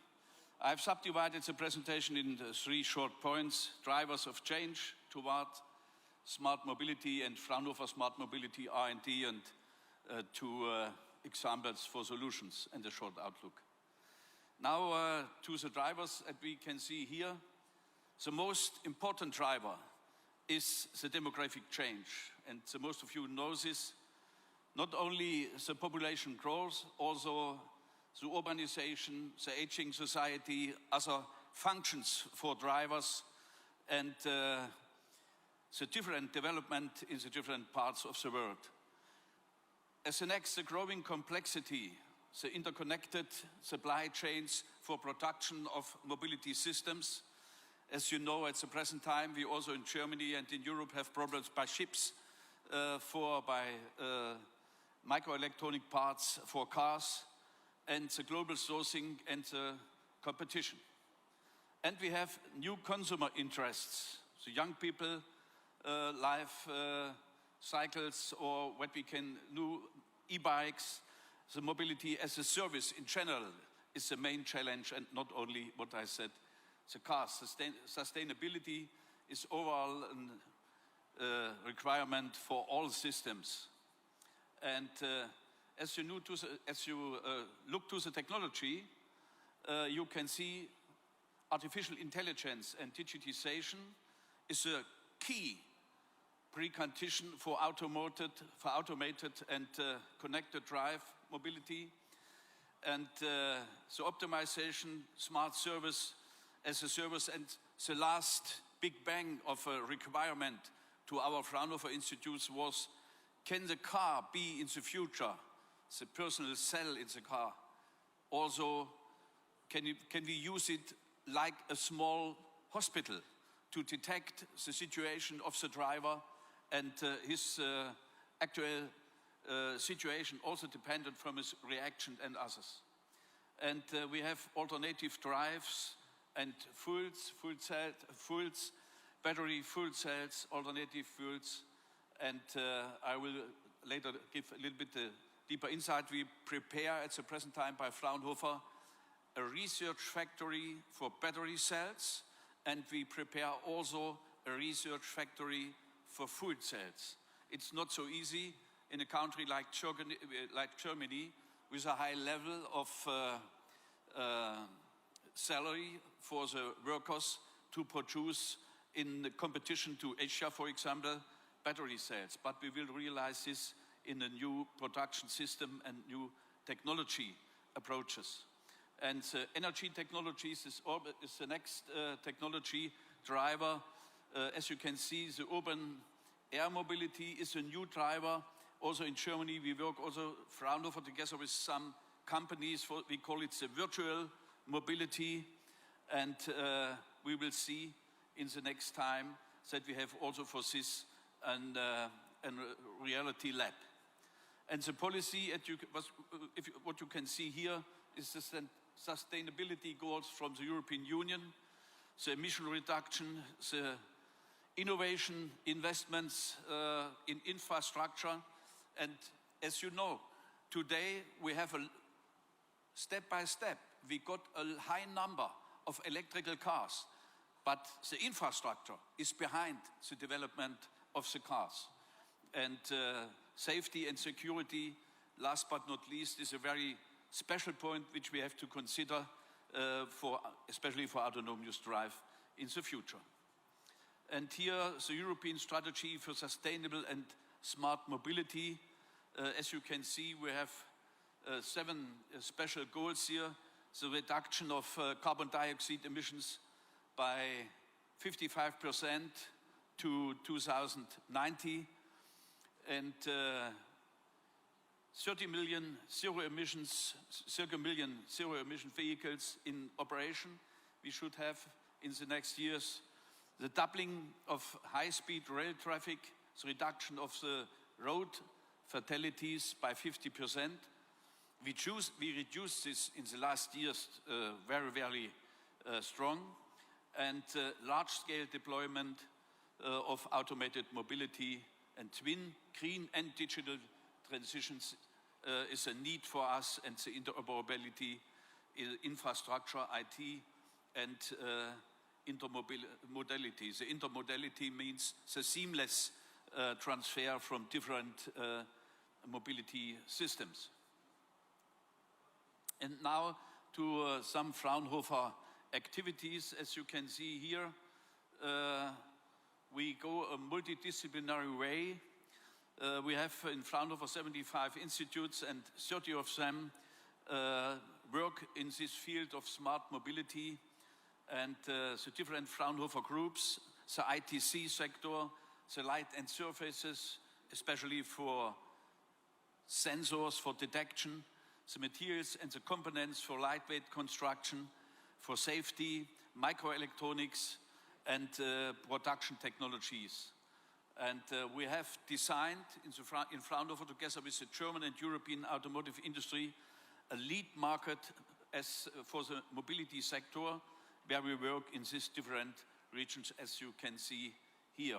What I mentioned, the battery cell production, we have a project about 700 million euros in Münster in Germany, where we build up 3 different production lines for research in different sites and in different numbers and in a different technology deep. And this is for industrial partners to try out her own products in the future and the product technology for the products in the future. And the fuel cell production, in this focus, we look for a roll-to-roll production for the different fuel cell designs. And also the material development here is a strong focus in this research field.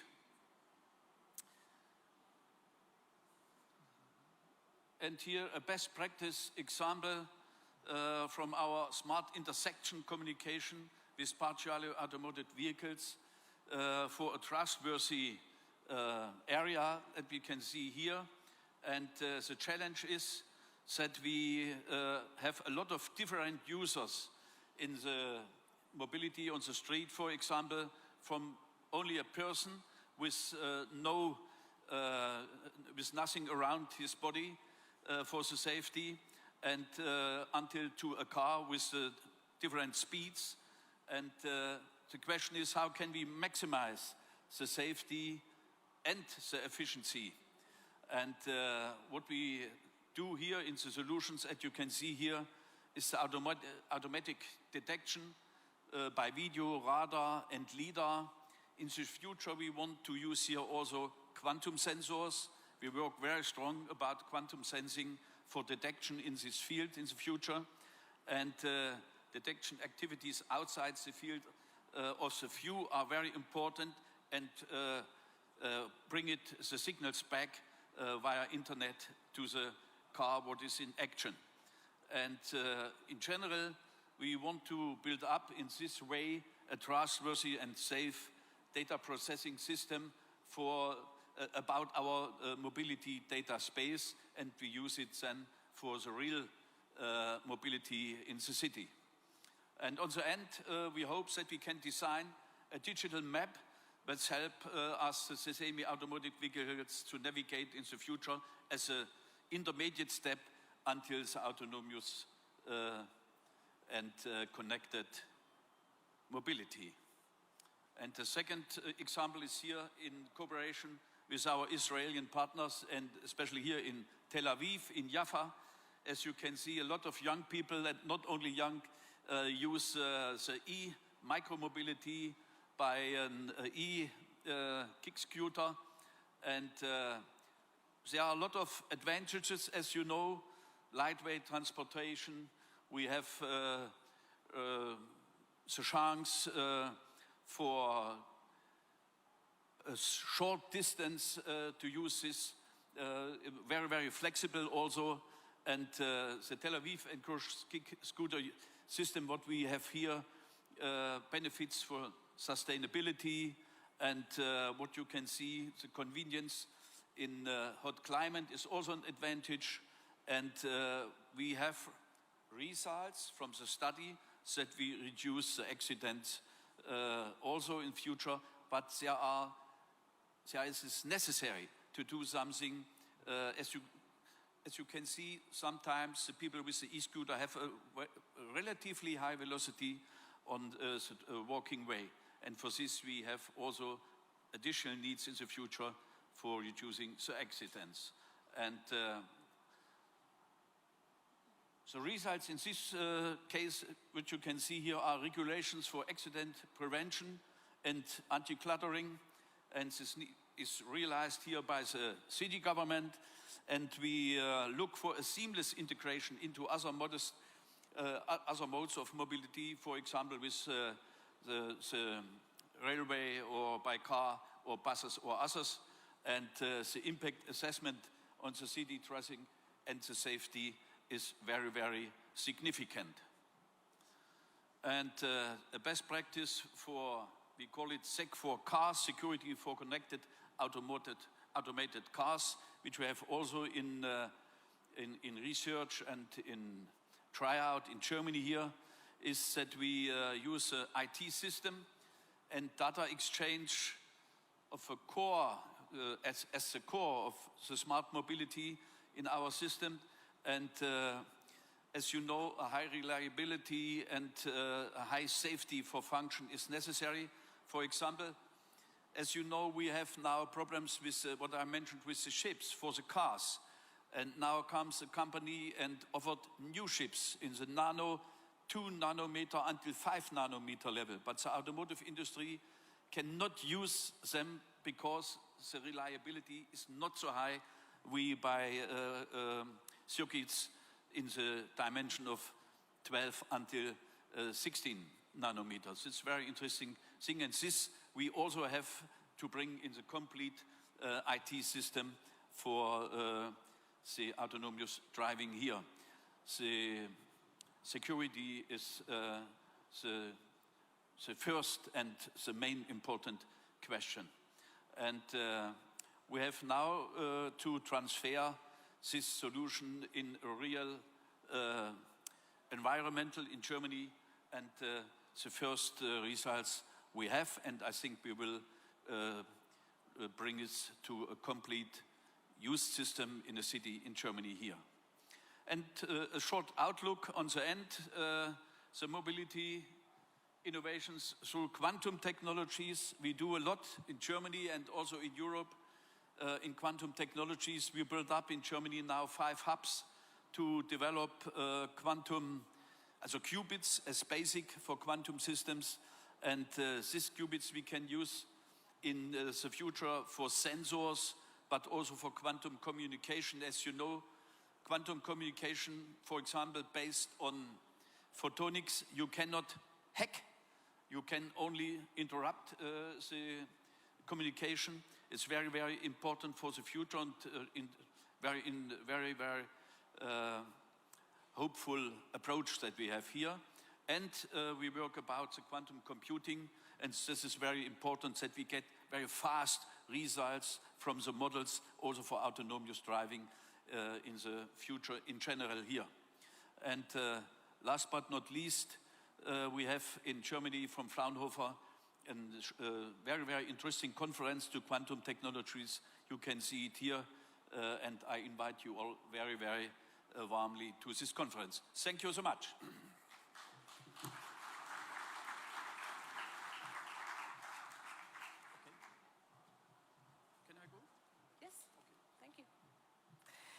Global car manufacturers are very active in making the leap to smart mobility, and to talk about how Hyundai looks at this kind of innovation, we are honored to welcome Dr. Yoon-Sung Hyung, Vice President and Head of the Open Innovation Investment Group at Hyundai. It's my honor to give a speech in front of innovation leaders from the world.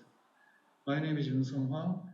I'm responsible for open innovation for Hyundai Motor Group, supporting business units or sister companies to collaborate with the startups and innovators of the world. We are working with them through strategic investments, accelerator programs, POCs, joint development, and various open innovation events. Today, I'd like to share the vision and open innovation activities of Hyundai Motor Group with you. Before looking into Hyundai's future vision, let's start with the transformation taking place in the industry. The history of auto industry is fascinating, filled with lots of innovations. Over more than 100 years, it inspired other industries to create countless innovations. But the transformation we are seeing today is much bigger and more profound, and the direction of the change is clear. The integration of software, connectivity, AI, electric power, and new business models. Most of these elements are not coming from the auto industry itself. Rather, they are coming from many other industries, and geographically coming from the innovation epicenters like Israel. On this road of industry transformation, I think Hyundai Motor Group is one of the leading players. Hyundai launched the HMG Strategy 2025, comprised of 2 business pillars, 3 strategic directions, and 4 business strategies. 2 business pillars are Smart Mobility Device and Smart Mobility Service, which produce together comprehensive solutions. Our strategic direction is composed of being more profitable in conventional business, securing top-tier leadership in EV and FCEV market, and building a strong platform for service. Now let me elaborate more about the smart mobility devices with these 4 main solutions. First, we have eGMPs, Hyundai's EV platform. I think you will see the advantage that the combination of seasoned car-making expertise and the innovation power creates. HMG also develops purpose-built vehicles and urban air mobility. PBBs and UAMs will vitalize cities by redefining urban mobility. They will provide finely customized service for every purpose and every situation, including the needs of people with disabilities. Finally, we are broadening the definition of robotics. The group's technology includes wearable, service, and delivery robots. This is because we believe that advanced and human-centered robotics can deliver us a more convenient, safe, and enjoyable lifestyle, even enhancing our dignity and intrinsic values. To secure innovative technologies for battery EVs, Hyundai is making continuous efforts to seek collaboration opportunities with startups. To accelerate development of high-performance EVs, commercial EVs, and next-generation EVs, Hyundai partnered with companies of outstanding capabilities in respective fields. These are just a few examples of investment and partnership pursued by Hyundai as part of our OI strategies. Hyundai targets to fully equip the group's commercial vehicle lineup with fuel cells by 2028. Vision FK, a concept H2-powered sports car, and Trailer Drone are 2 concepts that can represent Hyundai's vision for the H2 wave. Trailer Drone concept is a H2-powered container transportation system capable of unmanned operation for long-distance logistics. Its e-buggies allow exceptional maneuverability through sideway movements. Continuing our group's pioneering commitment to clean and sustainable energy for all types of mobility, we will realize our vision of the H2 wave, hydrogen for everyone, everything, and everywhere. Now let's move on to the second business pillar of HMG Strategy 2025, the Smart Mobility Service. By 2025, Hyundai will develop an integrated mobility service platform and promote mobility businesses on a global scale to lay the foundation for future. In terms of global business development, we are taking various approaches around the world. Taking HMG's capabilities and regional market conditions into account, global business outreach is taking place beyond borders in the most effective form for each case. In the course of pursuing human-centered innovation for years, Hyundai developed a unique OI platform called Zero One. In the platform, innovation is led by 3 factors: technology, business, and art. This is how it works. We sponsor and work with artists or creators who have a great capability to sense what people really want deep inside and vividly imagine future society.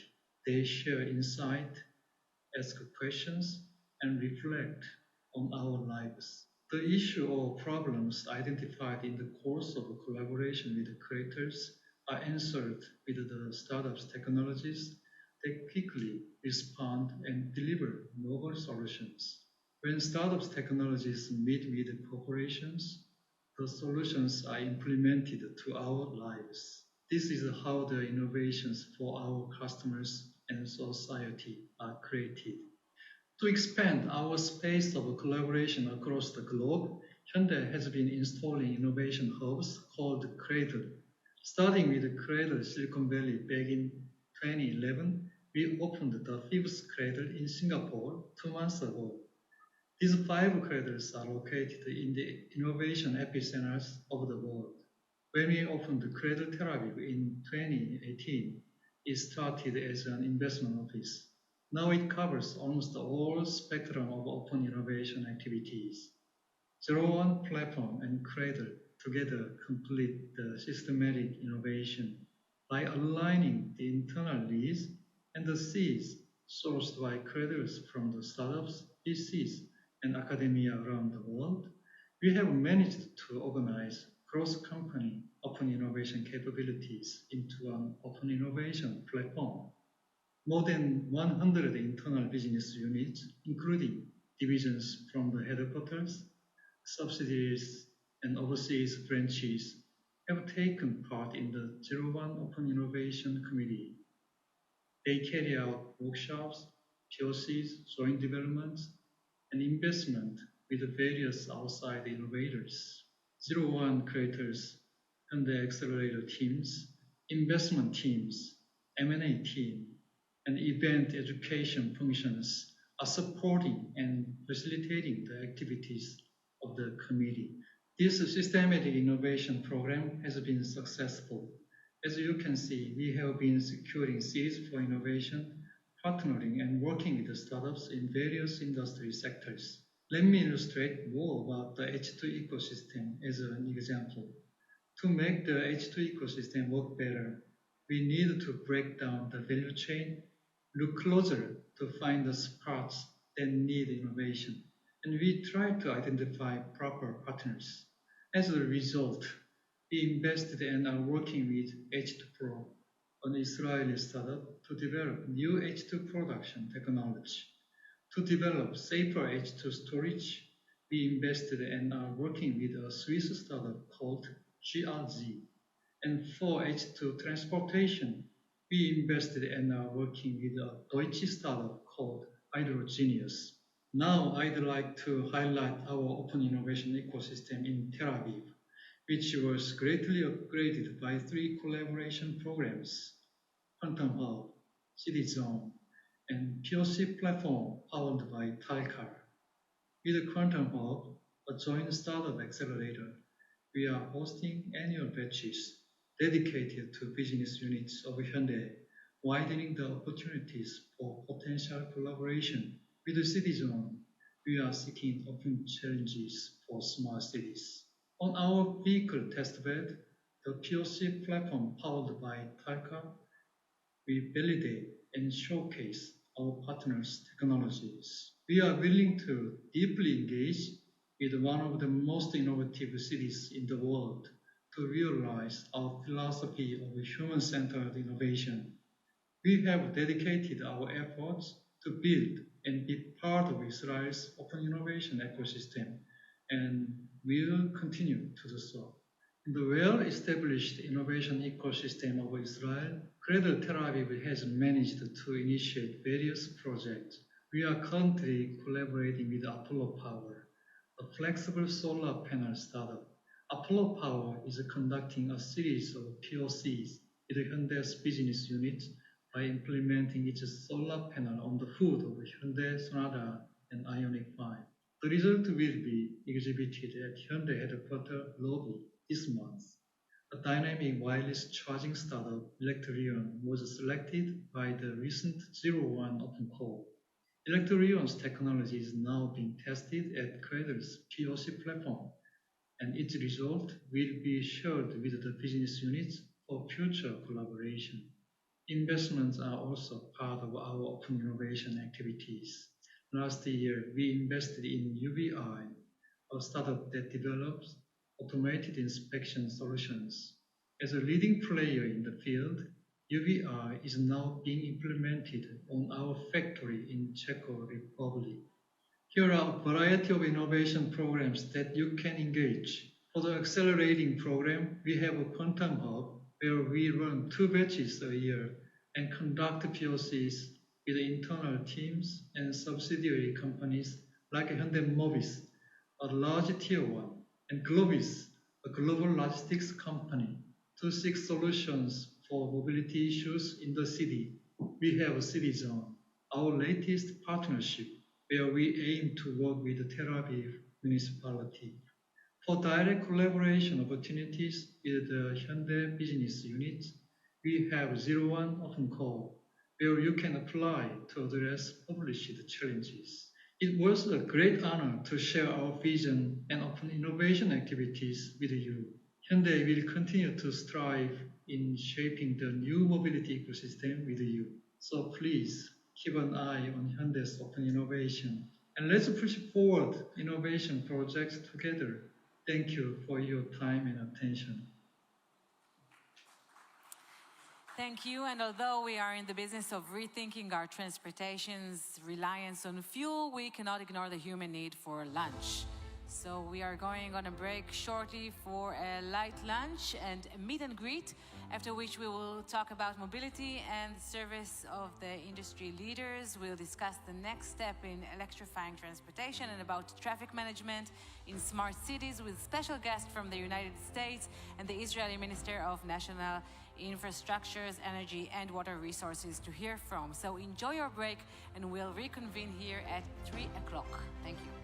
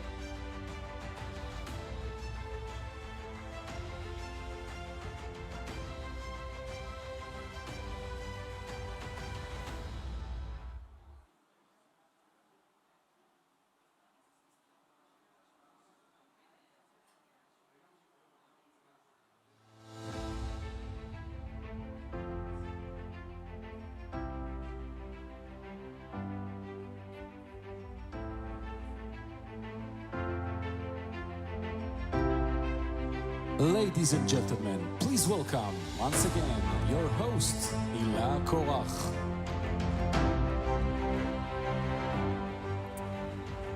Thank you. I hope you've enjoyed your break.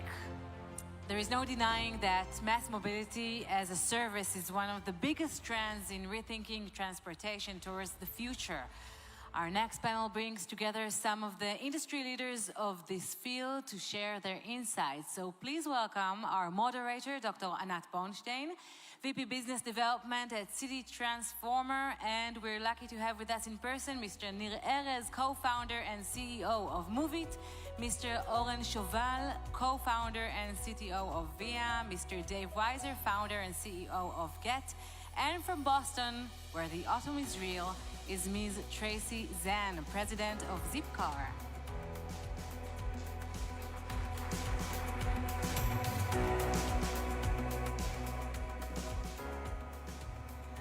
Thank you, Hila. Wow, this is exciting.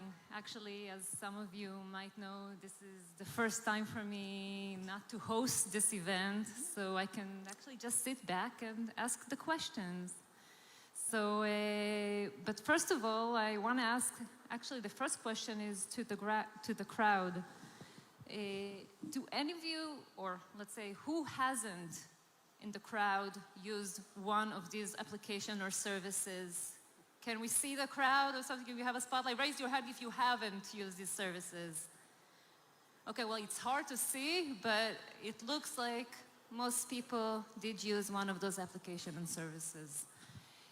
And we'll talk about that.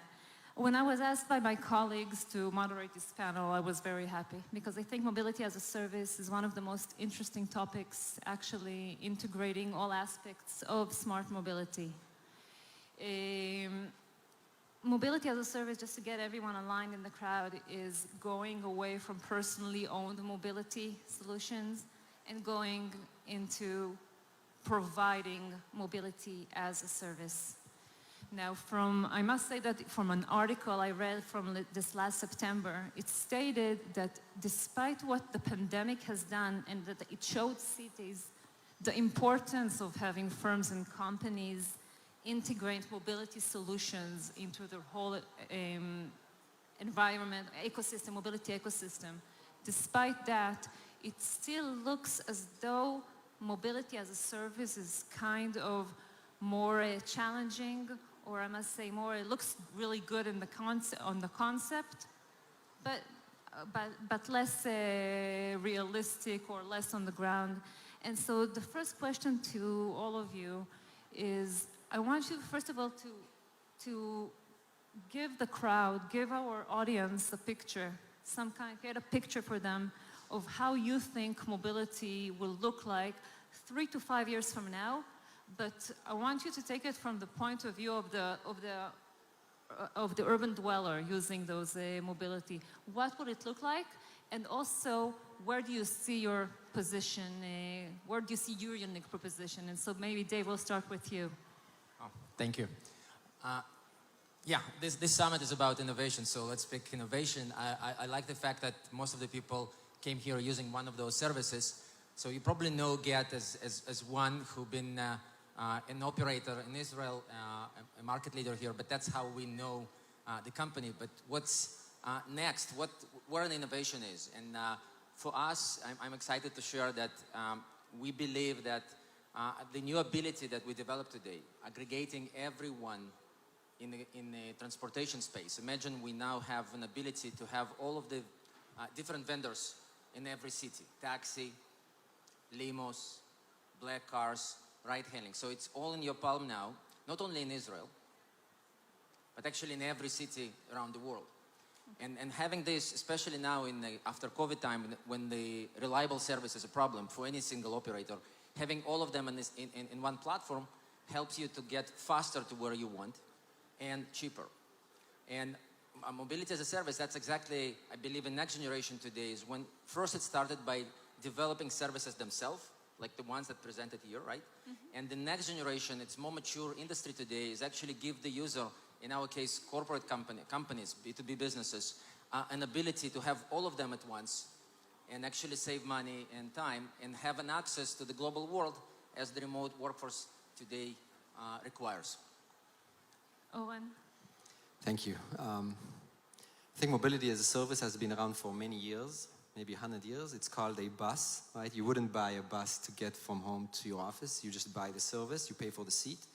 And I think we will see, now we're adding all of these new services like scooters and on-demand taxis and on-demand services. And it's going to be a holistic view that the rider and the consumer will have different options to go from one point to another. But I think the main thing that will happen as well is that cities will be a much bigger player than they are today, and we're seeing that more and more globally. And that's our main vision at VIA, to help cities transform the public network services that they have, and also their infrastructure into a much more digital world, and to manage all of these different transit options. And just before I give the microphone to you, one of the things that you stated, which I want to hear also from you, is you said you kind of described a very pink picture of everyone integrated together, like a sharing and bringing everyone to the same table, let's say. And that's something that is very relevant to you. So from your point of view, again, taking the urban dweller 3 to 5 years from now, what kind of picture do you see it?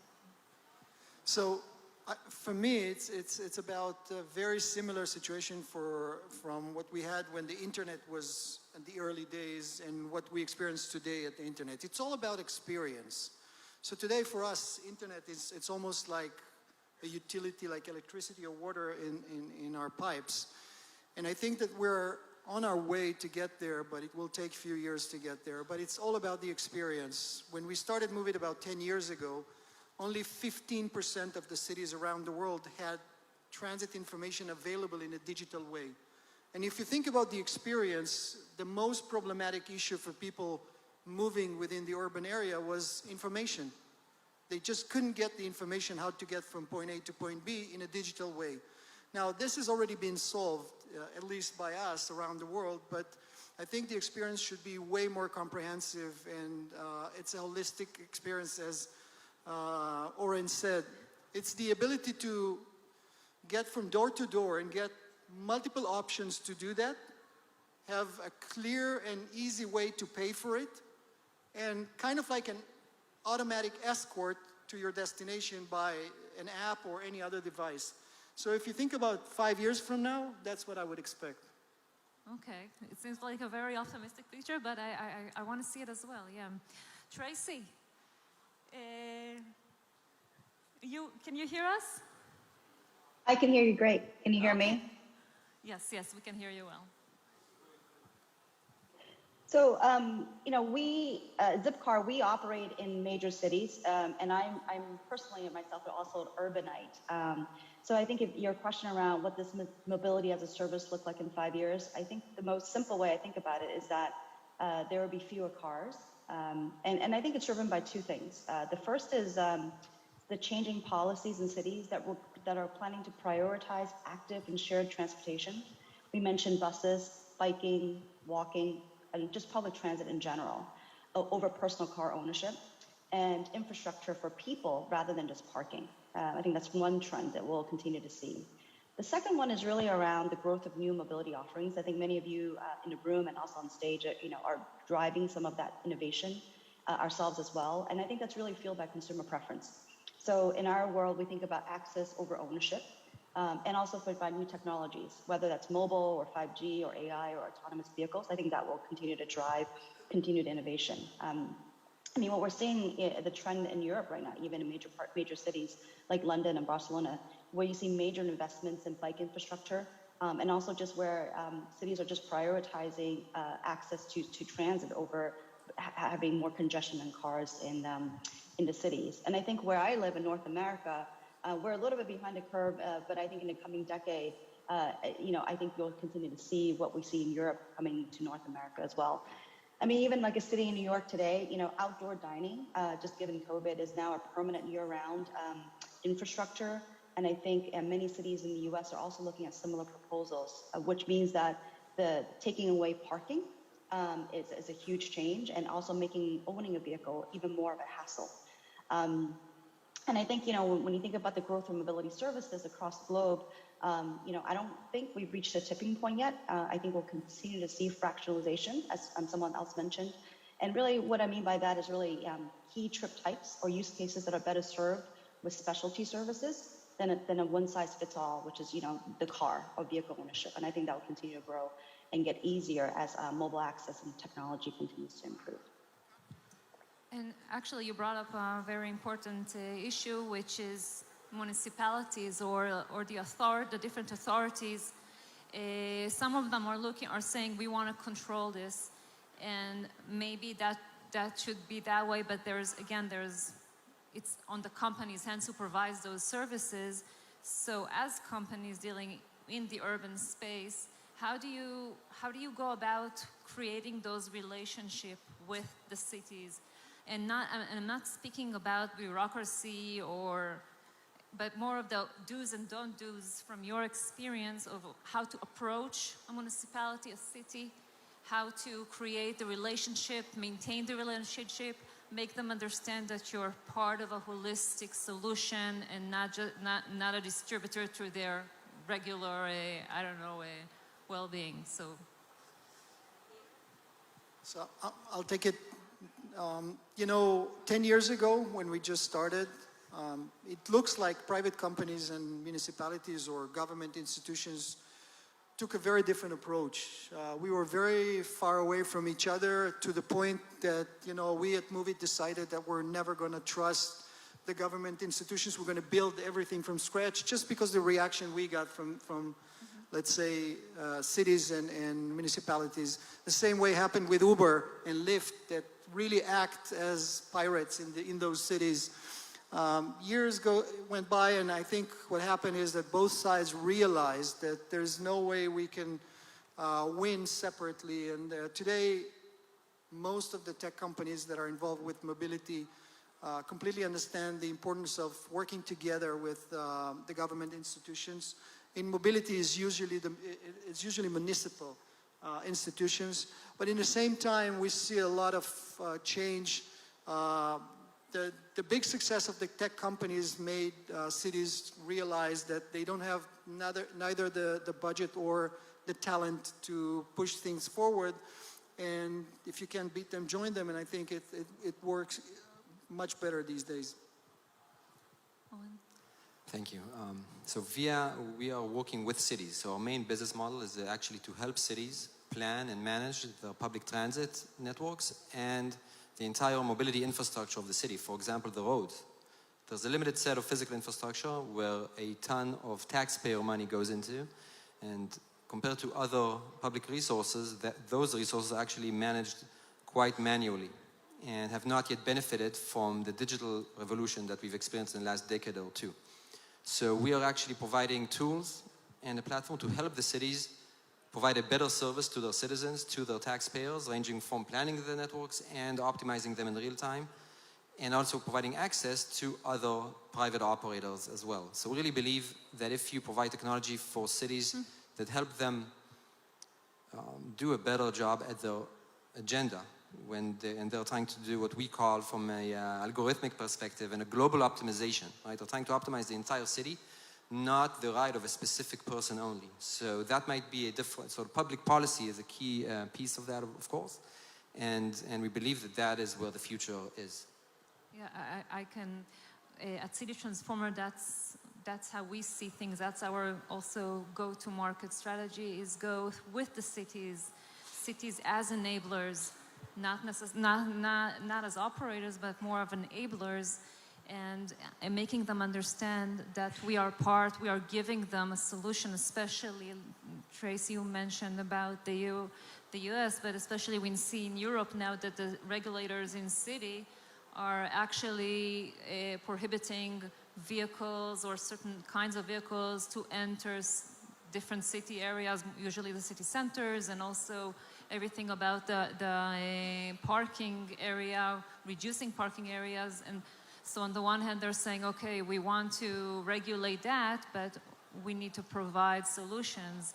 And then as companies working on urban areas, such as you guys and also City Transformer, we also see cities as a partner, enabler, and something to grow with.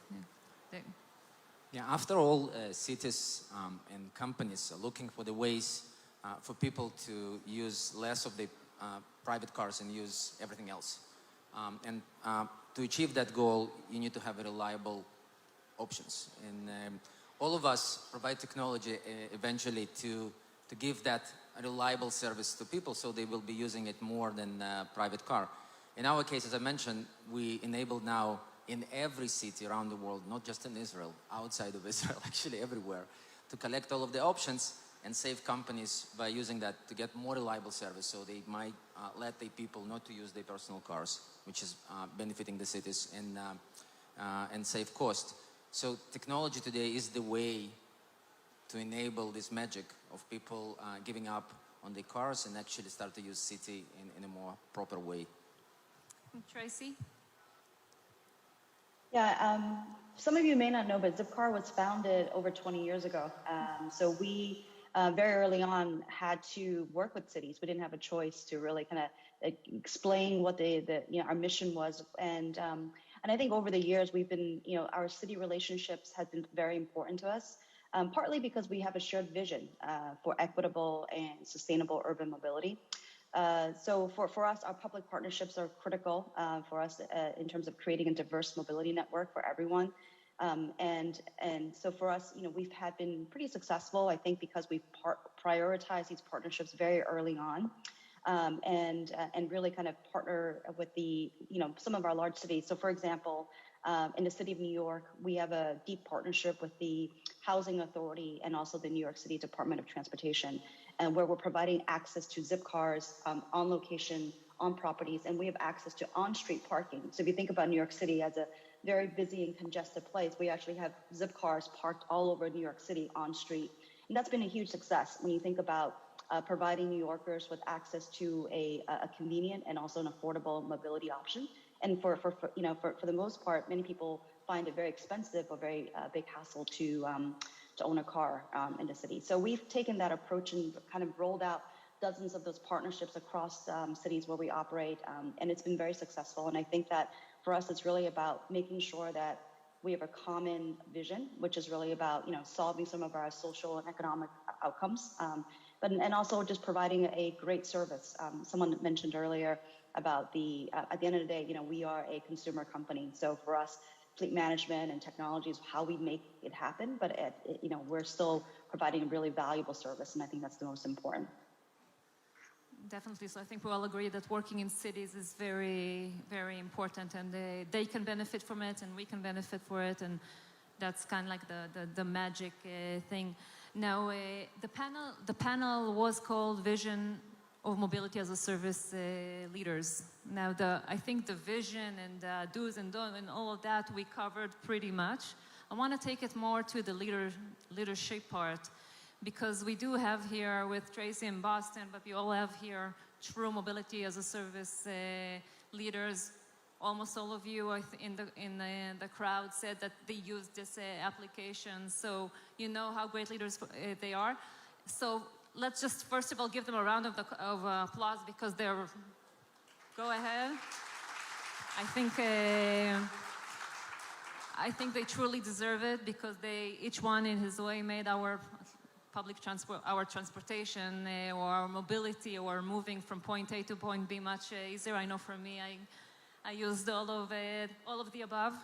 Anyway, so now referring to the leaders part, I want you to now think that a couple of years from now, you're sitting on the board of a new startup, a young startup working in this area.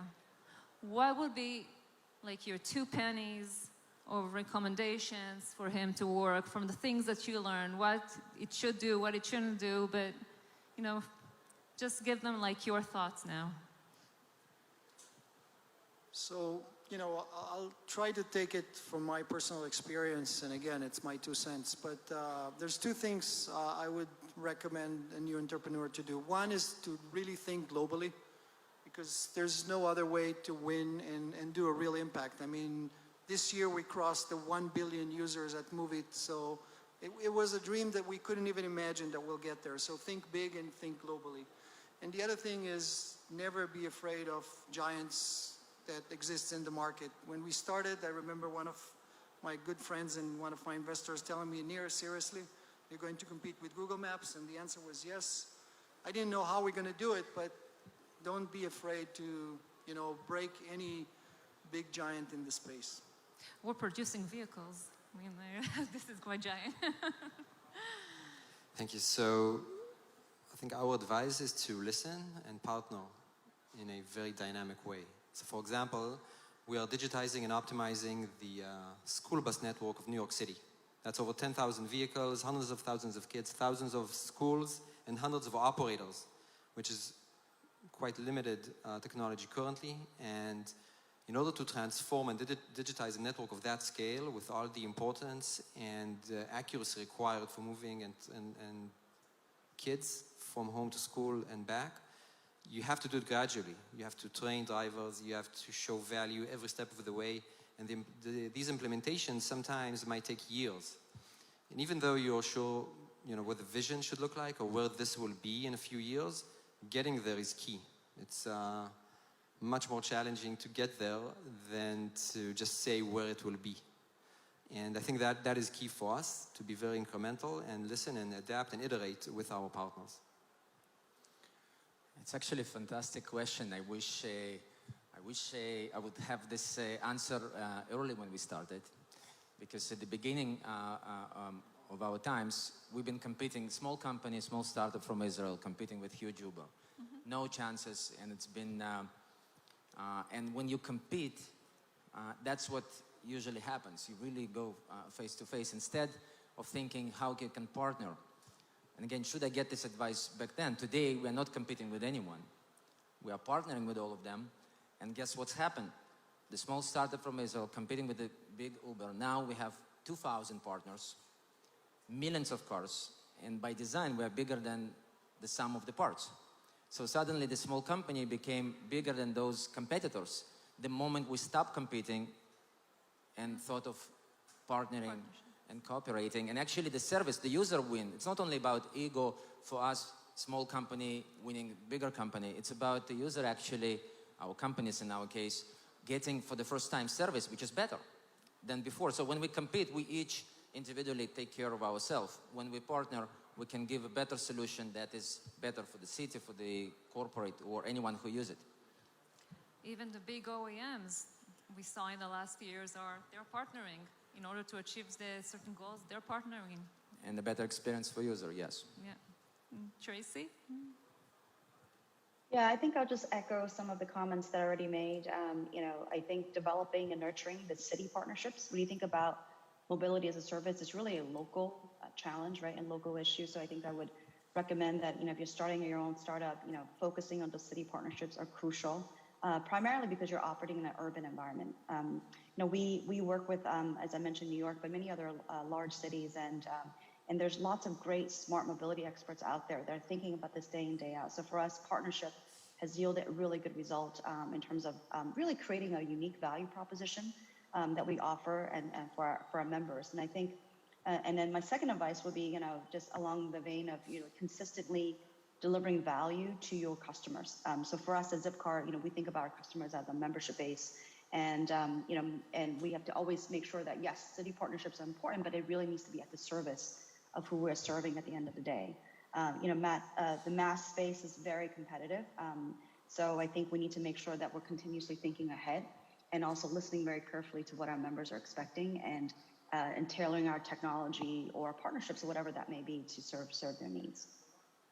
Okay, so Gina, just to sum it up, for those new coming startups, you have to go global, be incremental, partner, don't be afraid, work with cities, grow with it. And just to finish off, and we started with, and also we talked about that at the end, mobility as a service to be efficient for all. We required all transport providers and the municipality and everyone involved to share data. Is that something that is, from your point of view, an obstacle, or even though it's something that is required? Is it some kind of obstacle for you as a company? Just a quick, even one line from each one of you before we come to an end. So in our case, we decided from day one we're going to generate our data, and that was due to the fact that it was an obstacle when we started. Yeah. That obstacle became an advantage when we just find a way to do it automatically using the crowd, and I think in a way the obstacle became an advantage. In our case, we work with cities. We actually provide the digital platform for the city. So the city owns the data, has full access to the data, and is able to get a lot of insights that were really not available before. So all the tools, also the analytical tools on top of the data, and that is a game changer, I think, for many cities. I think the cities gain a lot from all this data, definitely. In our case, we should be more careful with data because we work with the largest corporates. More than 25% of Fortune 500 companies are clients of Get today around the world. So we should be careful, and it's critical for us. But we do benefit from openness of this world, and it wouldn't be possible, everything we described, aggregating others, if it wouldn't be an open world where people actually given access to the networks and abilities. So definitely we welcome openness and sharing within the frame of privacy and security. And Tracy, last comment. Yeah, I mean, privacy is extremely important for us. So I think we work within the constructs of protecting our data privacy. We own all of our data. I think that cities have been very accommodating in terms of, partnering with us on what they need. The only comment I will make is that having a consistent platform or framework of data across cities would be extremely helpful. So what we find is that 80% of the time the cities want the same things, but the 20% they all want something different. So I think it's really about partnering with the cities to enable a more consistent data infrastructure or platform for them to really consume the data. All right. Okay, so thank you. We ran out of time.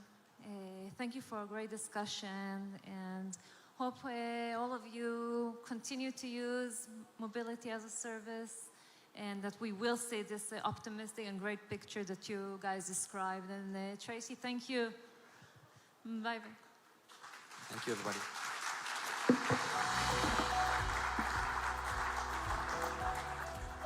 Thank you very much. We thought now would be a good time to talk to an industry expert on the ongoing revolution that is electric transportation. We are privileged to have Mr. Ryan Fisher, Senior Associate at Bloomberg NEF, bless you, joining us to provide an overview.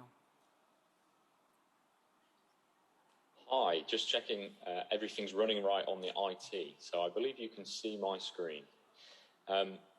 Thanks for having me today at this Mobility Summit. I work in the advanced transport team at BNF, and I thought I'd spend some time talking to you about the electric vehicle revolution. So to start off, I'm going to look at the industry today. And what we see is that even in a pandemic, we've seen a rise in electric vehicle sales. And now we're at around 2.5 million sales this year, which should leave us at around 5 million EV sales at the end of the year, up from around 2 million in 2019. So that just gives you a good idea of how quickly this industry is moving. And China is probably going to take back its crown this year from Europe on having the most EV sales. It might surprise you to know that last year, actually, Europe was the biggest EV market in the world. North America, you can see quite a small portion of sales in comparison. But after Biden has announced his infrastructure deal and some of the changes in fuel economy targets there, we expect that North America is going to catch up with Europe and China as well over time in share of sales. Now, of these sales, not every single one is the same, and we count those from battery electric vehicles and plug-in hybrid vehicles. And around the world today, we see around 68% of those sales are from battery electric vehicles, and just 32% are from plug-in hybrids. But that does change depending on the market and the incentives that are provided by the government. So in Germany, for example, you get more incentives for plug-in hybrids, and therefore the percentage of PHEVs is higher, getting closer to 50% of PHEVs and BEVs in the market, for example. Now, in our team, we do a forecast. You might see some of this publicly available each year, and we're in the 6th edition. Now, it's titled the Electric Vehicle Outlook, but actually it could be called the Transport Outlook. And this looks at how many kilometers of travel we see globally, how we see shared autonomous vehicles, micromobility interacting on a global stage, and then what do we see happening in the electric vehicle market. And from there, we look at the impacts. So what happens with battery metals, what happens with oil demand, electricity demand. I haven't got time today to talk to you about all of them, but I'm going to talk about the vehicle sales, and I'm also going to talk about charging infrastructure and electricity demand. So in the forecast, we look across these 4 categories. So on the left-hand side, you've got 2- and 3-wheelers. Then we've got buses, cars and vans, and trucks. Now, whilst the picture looks very rosy in the number of sales that we've seen so far, to put some realism on that, in 2020, we saw around 40% EV share of sales for buses and 2- and 3-wheelers. This largely driven by countries abroad, so China, Southeast Asia, India, very high up on the 2- and 3-wheelers. China specifically big on the buses, for example. But global share of sales much lower when we start to think about vans and passenger vehicles. Now, we've heard good stories. If we think about Europe, which certainly Norway, over 50-60% EV share of sales. A lot of the big markets like Germany now reaching 15% share of sales. But globally last year, just 4% share of sales for EVs. So still quite some way to go. And in the last categories of trucks, really quite sobering, 0% share of sales if we round that to the right number. And by 2040, whilst you might think that would hit 100%, if you look at some of the economics and hard to electrify areas, we still see there's some way to go, whether that be 2- and 3-wheelers, buses, all those vans and cars, and certainly a long way to go for the trucks. Now, we're hearing a lot more in the news about truck manufacturers going electric, about the infrastructure becoming available, and the battery technology becoming bigger. So whilst this 29% is maybe slightly pessimistic, there is still some way to go, and politicians are certainly looking at this further. Now, the gap to remain, it becomes difficult to assess. So what we've done this year is look at net zero targets. So the idea is by 2050, in a net zero scenario, all vehicles in the fleet would be electric across each category. And you can see on these charts by the dotted line how that happens versus the solid line for each category of where we are in our forecast. Now, I already told you that trucks were lower, so unsurprisingly, by 2050, we see a big gap in that area. And now for vans and trucks, they may account for something like 16% of vehicles on the road, but they actually account for closer to 50% of total emissions. So governments are certainly looking at this in more detail. So that means more fuel economy standards expected to come in, as well as that, more money for charging infrastructure, particularly in depots and on highways, to facilitate these vehicles traveling further on their battery ranges. But we also need lots of different types of charging infrastructure. So I don't actually work for NLX, and I know this slide might seem like an advertisement for the company, but it was the best one I could find that showed a range of charging infrastructure that is available, and to highlight the point that we actually need all of this different type of infrastructure in all the different locations. So today, homes dominate when we think about the total charging infrastructure that will be installed, and somewhere around 60 to 80% of BEV drivers have a home charger in Europe and the US, to the best of our knowledge today. But public charging is becoming more important, and so is faster versions of this. So on the right, you can see a fast charger, and within the last sort of 3 years, they've moved from 50 kilowatt to 350 kilowatt.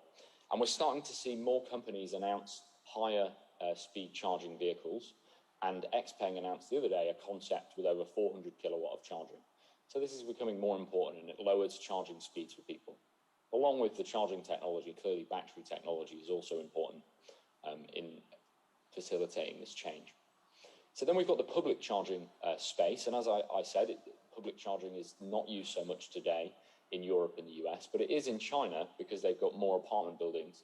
And you can see here, China accounting for over 60% of all the public chargers installed globally. Last year, they installed over 300,000 chargers, and in December alone, they installed 100,000.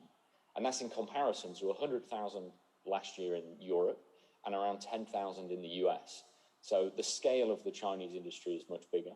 But there is good news in Europe and the US, certainly those markets starting to move as we see more EV sales and more funding kind of coming in, whether that be from SPACs and IPOs of some of these charging companies, or from them gaining more finance to deliver on their plans and promises to roll out this infrastructure.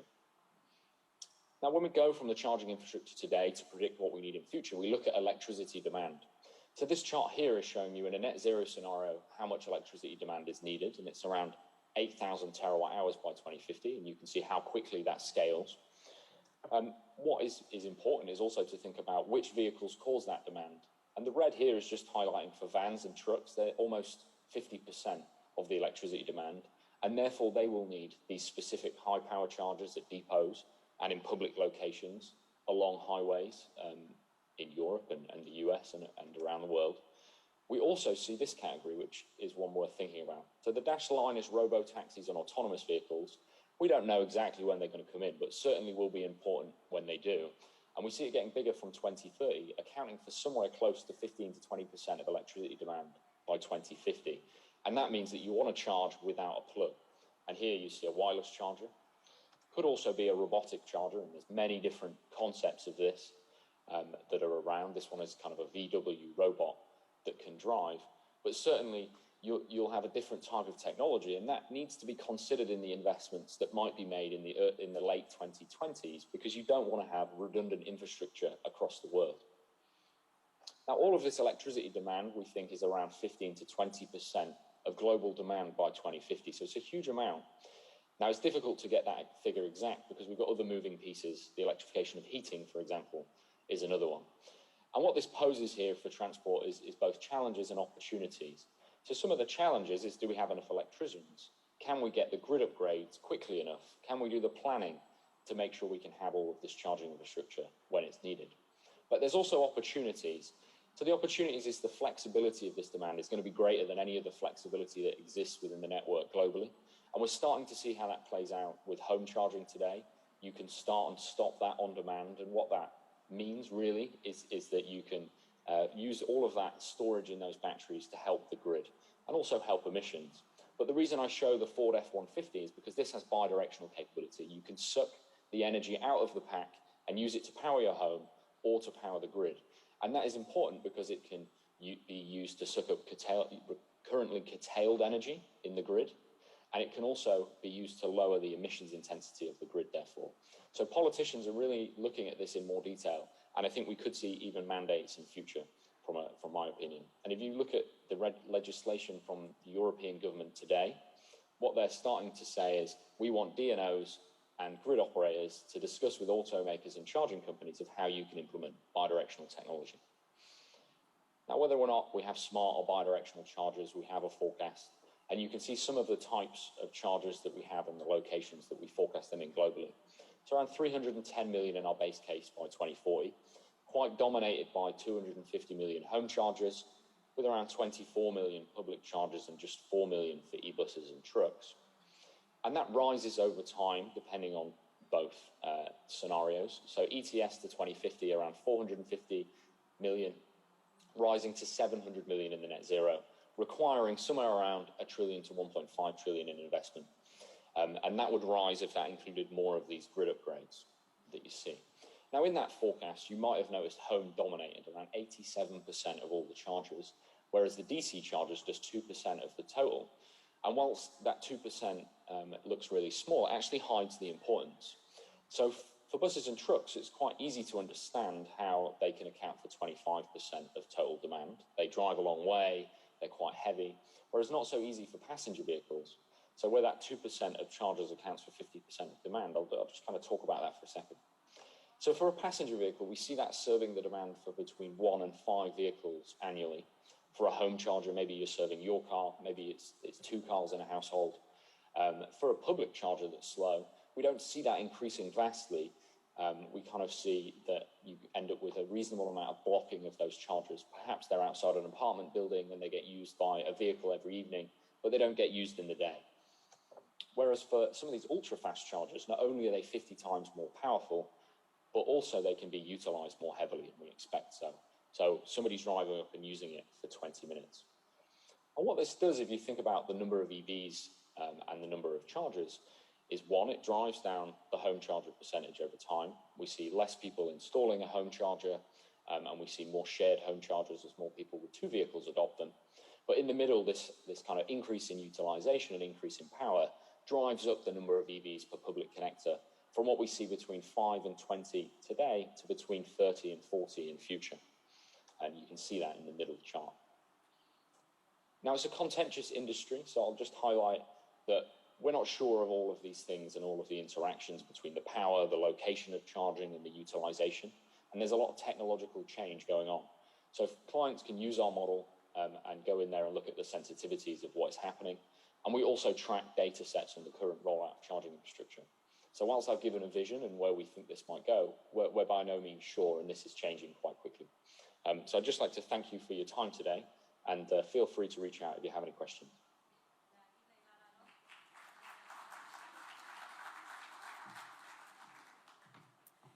Thank you, and without further ado, we'll move forward smoothly and eco-consciously, of course, to our next panel that will take us to the next phase of electrification. Please welcome to the stage our moderator, Mr. Shadi Bisharat, Vice President of Sales at IRP Systems, who will lead the discussion along with our distinguished guest, Mr. Peter Stavert, Head of Innovation at CEVT, Mr. Oren Ezel, CEO at Electroran, Philip Skarth, General Manager and Head of Open Innovation, FPT Industrial, and live from around the globe, Mr. Carl Magnus Norden, founder of Volta Trucks, Mr. Menno Kleingeld, CIO at VDL, Mr. Alex Ashmore, Vice President Borg Warner, and President and General Manager of Aftermarket. Please. Hello, thank you, Hila. Pleasure being here and having those colleagues with us. So I will start with Carl. I see you here.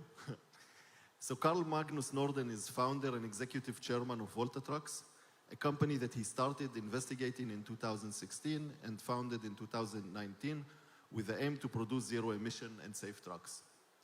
Well, Carl, we all know the clear benefits of electrification. It reduced CO2, it reduced noises, it reduced the spare parts and service. But at Volta Trucks, you didn't settle even on this and took it to the next level of envisioning a future without accidents, and even your company is claiming to solve the truck drivers shortage in the world. So we would like to hear how you're going to do that. Unfortunately, I couldn't join you in Israel. I would enjoy the weather. But anyway, coming to your question, is really that we have designed our truck from the ground up based on electric. Why is that important? Is that we have the motor on the rear axle, we have the batteries between the ladder frame, which gave us the opportunity to totally redesign the cab. And what does that lead to? A normal diesel truck, the design of a diesel truck is logical. You basically have a big piece of metal, which is the engine. You have another that is the gearbox.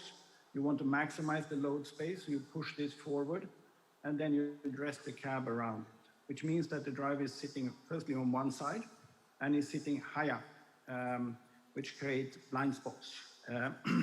What we then, due to our sort of starting with electric, we could totally redesign the cab. Also, the disadvantage with a high seating position is not only blind spots, it's also that the driver, especially in distribution traffic, he often leaves the truck 15, 20, 25 times a day. Jumping down, after a few years in the business, they have problems with knees, hips, and joints. We lower the cab, so it's more or less like you step into a modern bus. So there's not that problem. Taking away the diesel engine in the center of the cab or under the cab, we then can position the driver there. So the driver can not only step out on the traffic side, but also on the pavement side, which is also safer, better, etc. We have sliding doors, so we quite a frequent accident is that the door is opening and you have a biker or a motorbiker or something driving into it. We maximize the glazing, so our ambition is definitely to minimize the blind spots of a city truck. So the first one then you ask reducing or getting more people into the industry. I think we can do that long term. I think short term, our customers will have easier to recruit and retain the drivers in the work pool. So, because it should be a safer, nicer environment than they are used to. Also, then, of course, with electric, the noise reduction is definitely a benefit, etc. And then for everybody around the truck, actually in London, they have made studies. 4% of the traffic is trucks, and they're involved in 78% of all fatal accidents with bikers. So more direct vision is better for, obviously, for the accident rates, and reducing blind spots is also very important. So I stop there. Yeah, that sounds amazing, a nice vision. And you know, I always say that a leader without a vision is like a letter without a stamp. It will never reach its destination. And what I love about you, Carl, is not only you're a serial entrepreneur with many successes, but you have a great vision behind you. Now, Carl, let's imagine a future where your trucks are not limited to any range, not limited to 200 kilometers, not limited to 400 kilometers. You don't need even to stop and charge your vehicles or your trucks, and you continue driving because you have a platform to charge them in a wireless way. Well, you don't need to imagine that, because we have with us here on stage Oren Ezer, who is co-founder and CEO of Electrion, a company that provides wireless charging technology, which allows charging for electric vehicles on the go to avoid any need to stop the vehicle for charging. So Oren, why don't you explain to Carl and to the audience how your platform works and how we can gain from the advantages it brings? And remember, I get 5% commission on all deals made on this panel. So actually we saw before the numbers, huge numbers. We are going to move, let's say we have 1.4 billion vehicles around us. Let's assume that we are going to replace half of them in the next decade. And to think that each vehicle will have its own charger, it's crazy. And I think that we need to ask ourselves if we have enough resources on the planet to support this huge shift. So I think that we need to think different. Sharing, to share infrastructure. If we think about fleets, they drive longer distance, they consume huge amount of energy, and they are most polluting. So as you mentioned, what if we can provide the energy to the vehicle while the vehicle in operation without adding complexity? Because the cables that we have today and the charging system that we have today will add complexity. So we don't want to do it. So wireless charging, you mentioned wireless charging, but we need to split it to dynamic. It means that we can charge the vehicle while the vehicle is driving. And we have semi-dynamic and static in cases where the vehicle is driving slowly, and if we park the vehicle, if it's for loading goods at the loading dock, or if it's outside airport when we are waiting for passengers. So we think that wireless charging can accelerate the adoption of EVs. We can open it for everyone. All types of vehicles can be charged from the same platform. And I think that the trucks are a good example for using wireless charging. Okay, that's really innovative. And you know, innovation is not to follow where the path may lead, but to go instead to where there is no path and leave a trail. And that's what you are doing. So I want to move to Menno Kleingeld, who is the CIO of VDL Group, a large multinational consisting of 105 operating companies in 4 main activities: subcontracting, finished products, manufacturing of passenger cars and buses and coaches. Prior to that role, Menno has been the founding and managing director of the VDL ETS, the automotive innovation and engineering company of VDL Group. Menno, at VDL ETS, among other things, you work on electrifying transport buses. I want to ask you, since electrification enables new way of designing, of structural design of the vehicle, and it opened new door of thinking because we remove the barrier of combustion engines. So how can you please expose us to the benefits we will see in the field of public transportation and how it will affect the passengers in the future? Yeah, thanks for having me on this forum. And obviously, I would have loved to be here in Tel Aviv being there on the stage, but unfortunately that's not the case. How vehicles will change is something that Carl Magnus already alluded to. So basically you have much more of a free form when you place batteries in the places where they should be. So in between the axles to make sure that the center of gravity is as low as possible and the drivability of the vehicle becomes as good as anything. What it allows further is that passengers get a fully flat space in which you basically transport people rather than batteries and all kinds of humps and bumps that exist through all kinds of combustion components. Next to that, you get a very silent interior, so helped by the fact that electric driving simply is much lower noise levels than any combustion engine, not to only take away also the rattling and everything that comes with build quality.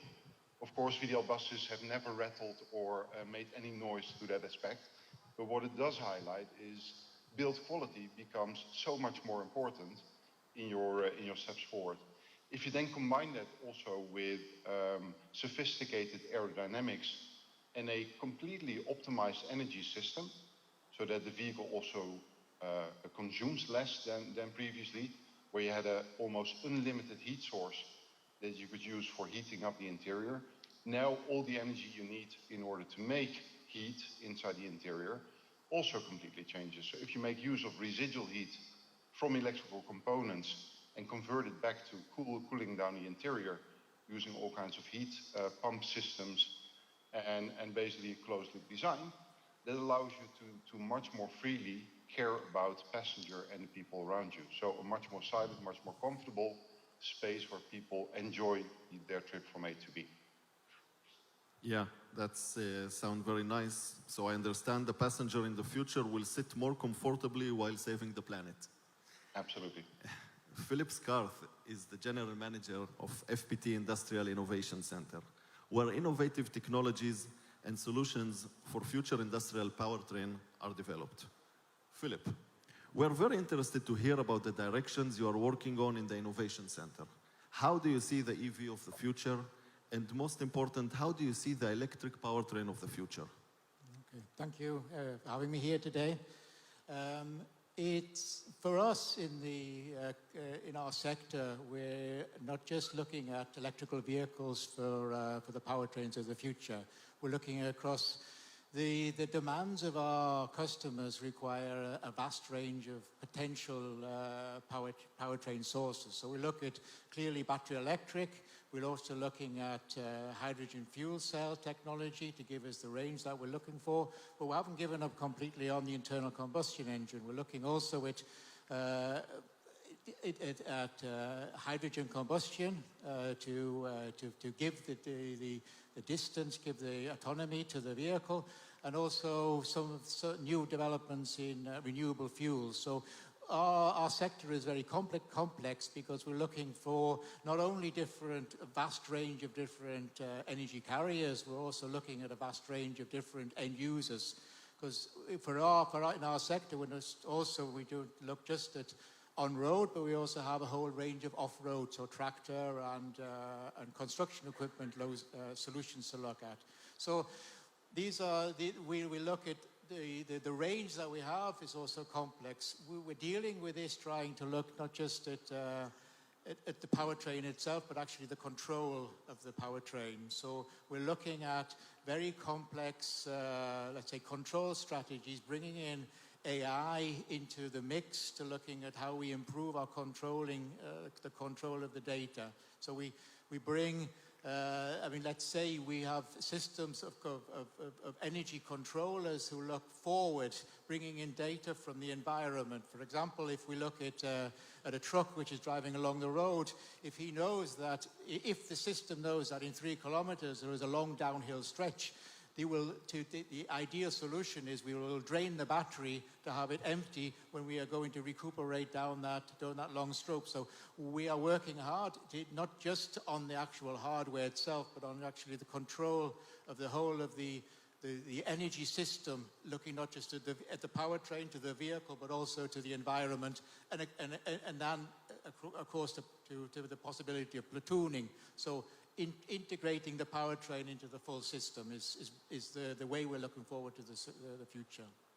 Thanks, Philip. So you are not only making e-powertrain more efficient, but you are also working to make them smarter and more intelligent so they can reduce the CO2 footprint and increase the range.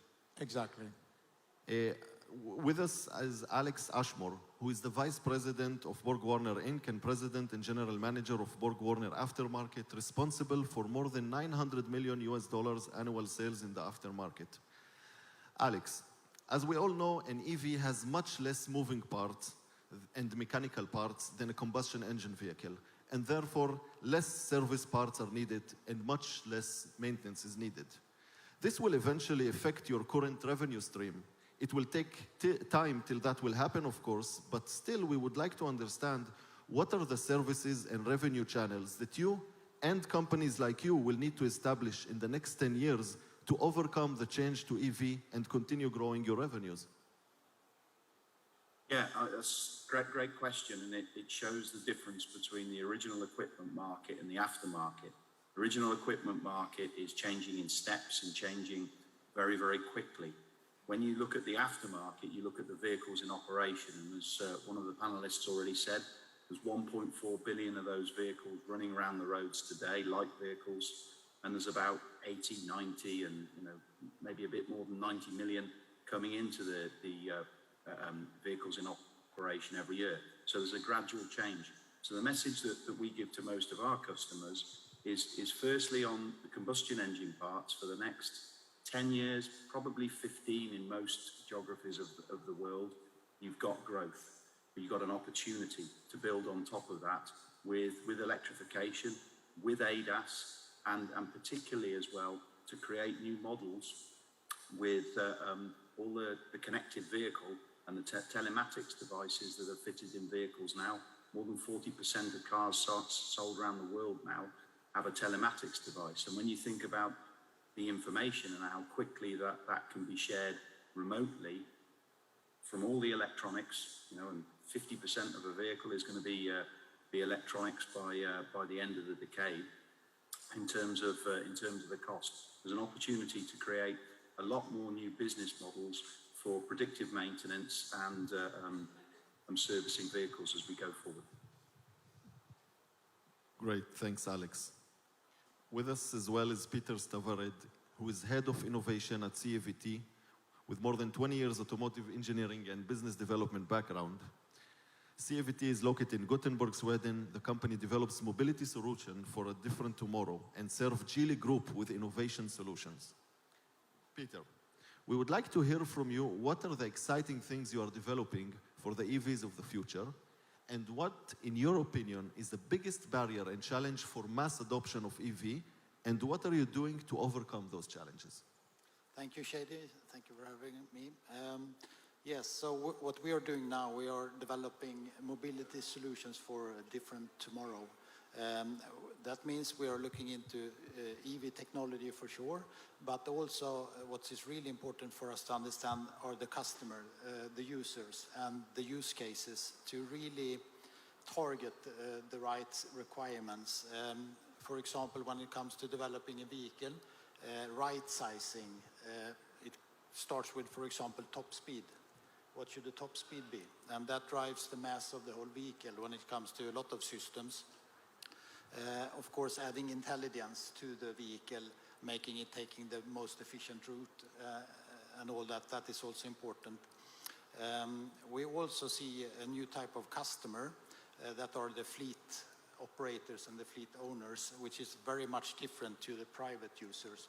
The private user is hard to predict. You don't know what the vehicle will be used for, but when it comes to this mobility as a service, it's much easier, you could say, because you know.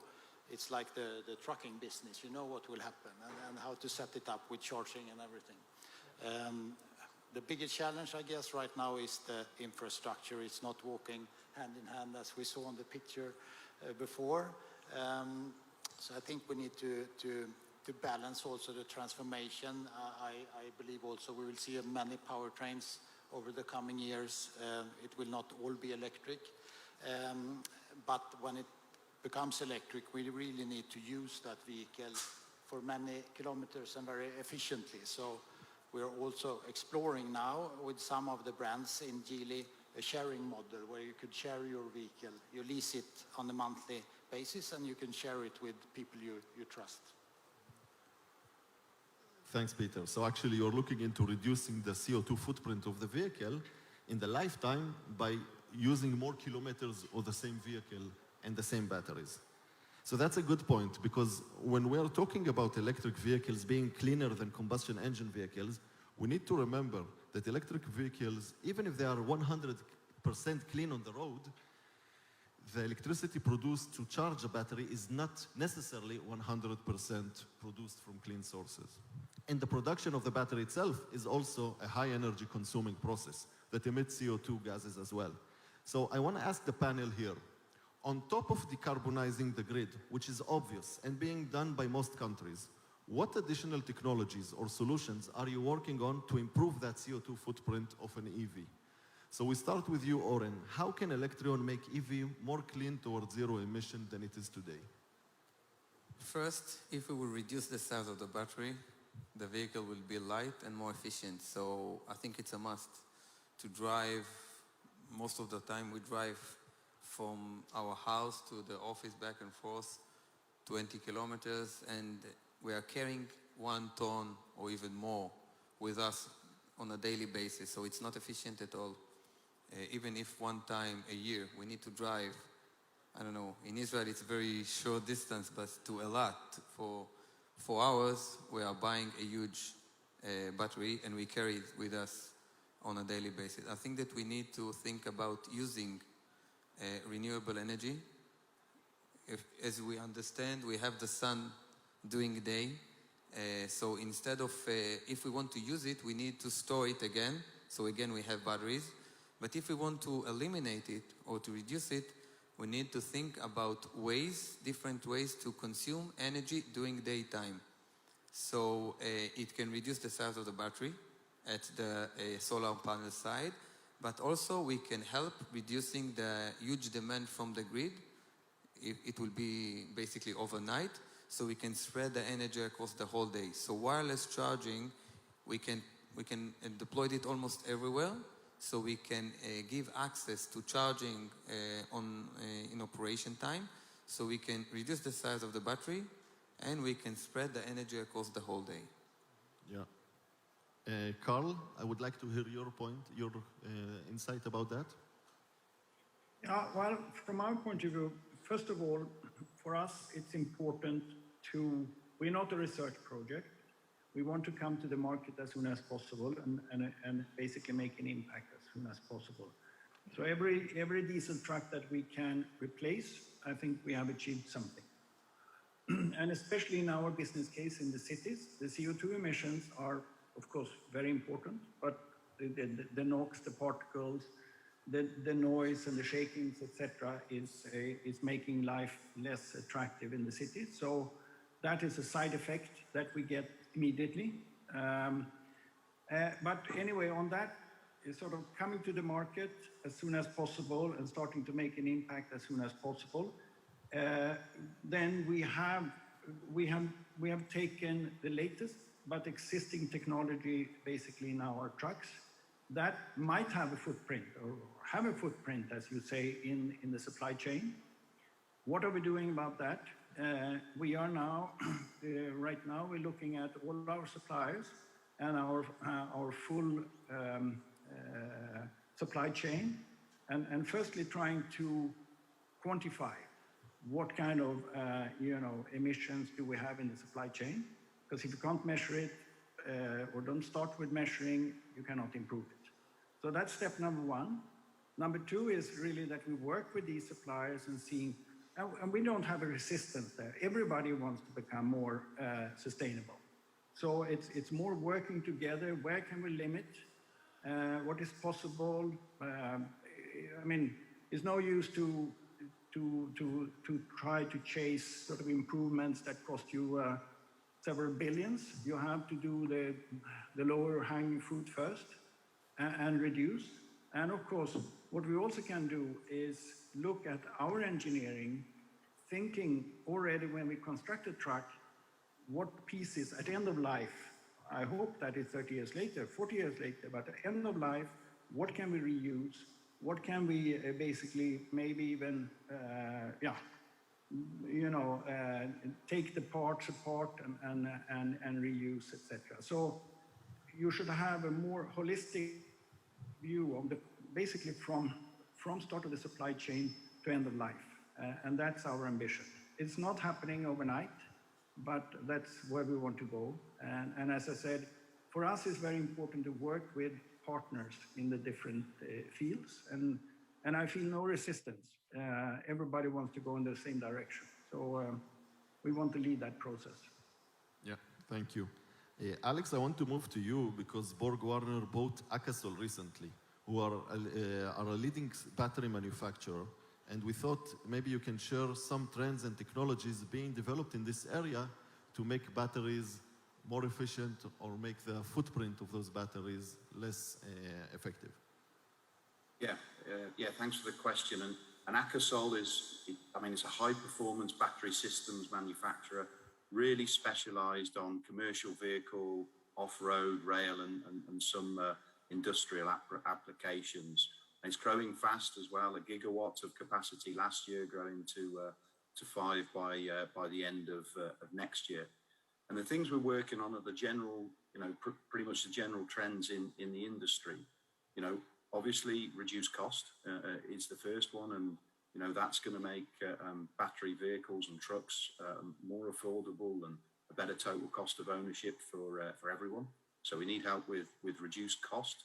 We need help with increasing the power density and the energy density, shortening the charge times and making them have a less degrading effect on the lifetime, and anything that's going to help us with durability and, of course, reinforcing safety around the battery, and perhaps linked back into the cost factor, anything that can kind of move the chemistry a little bit away from the rare metals and the ups and downs in commodity pricing, well, mainly the ups really, that those rare metals have is going to be helpful to make this kind of nascent industry develop a lot more quickly.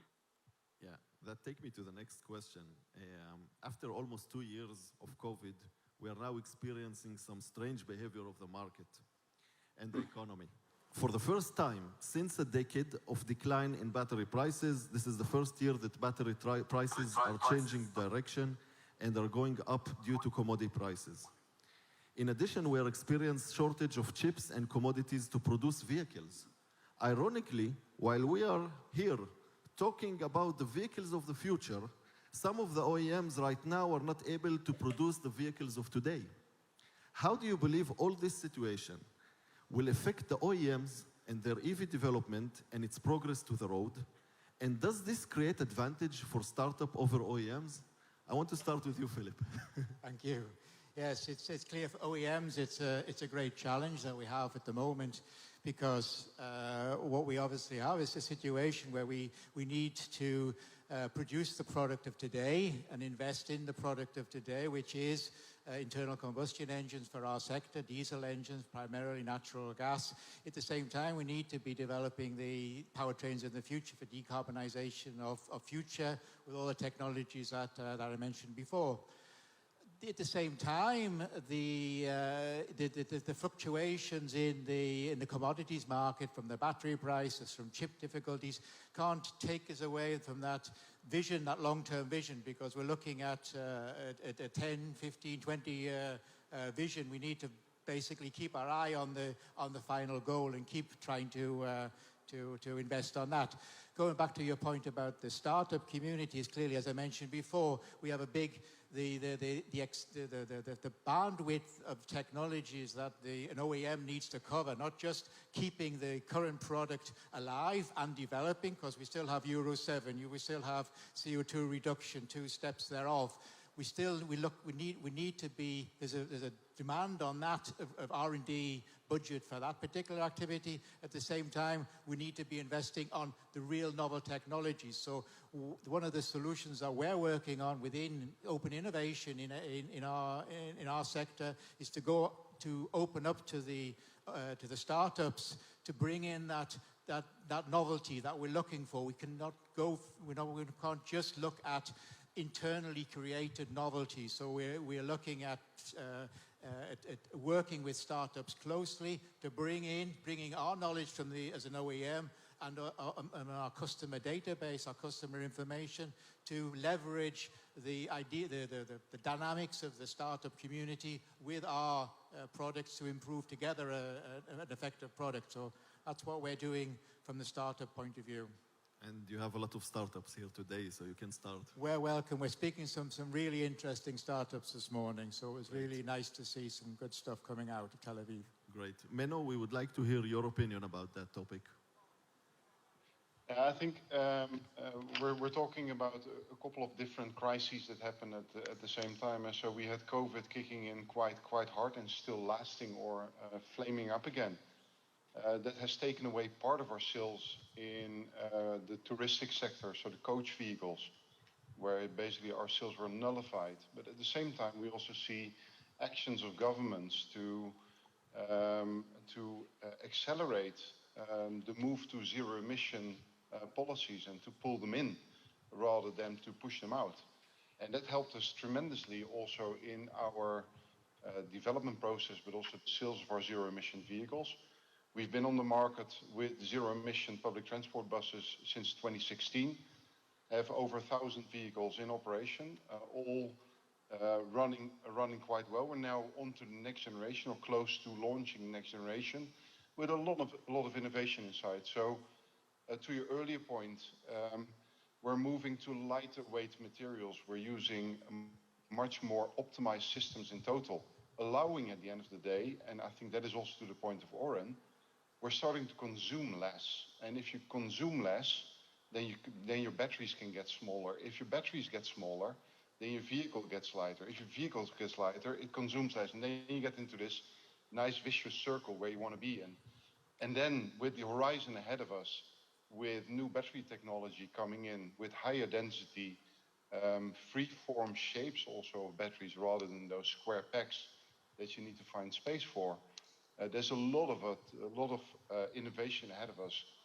That's also why we love the Israeli innovation landscape. We're collaborating with a couple of Israeli companies in Quantum Hub, being active also in that whole innovation space, trying to grab those guys that help us to take the next step forward. Being a rather traditional manufacturer, we need that external impulse to get going, to keep us on our toes, to make sure that we do the right thing, we explore the unknown, and that we really take some risk in what is more a software-based solution right now than it is a hardware-based solution. And I think that also emphasizes the point that was made earlier by Carl Magnus and also by Alex.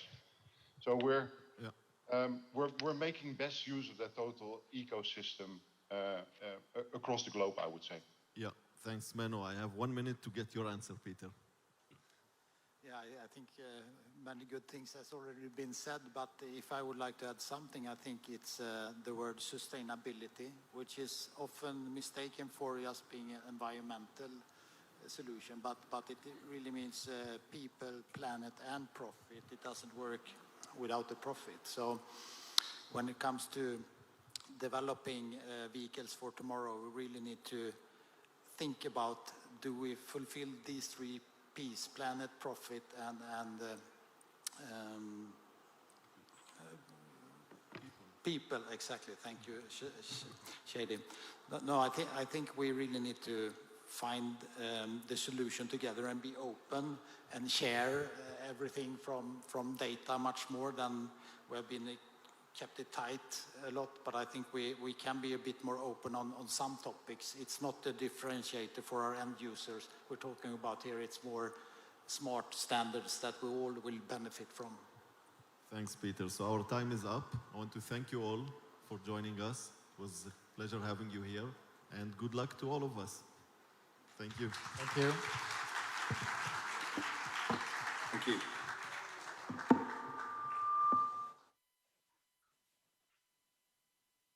We've talked about the vehicles and technologies from the point of view of the automakers and innovators.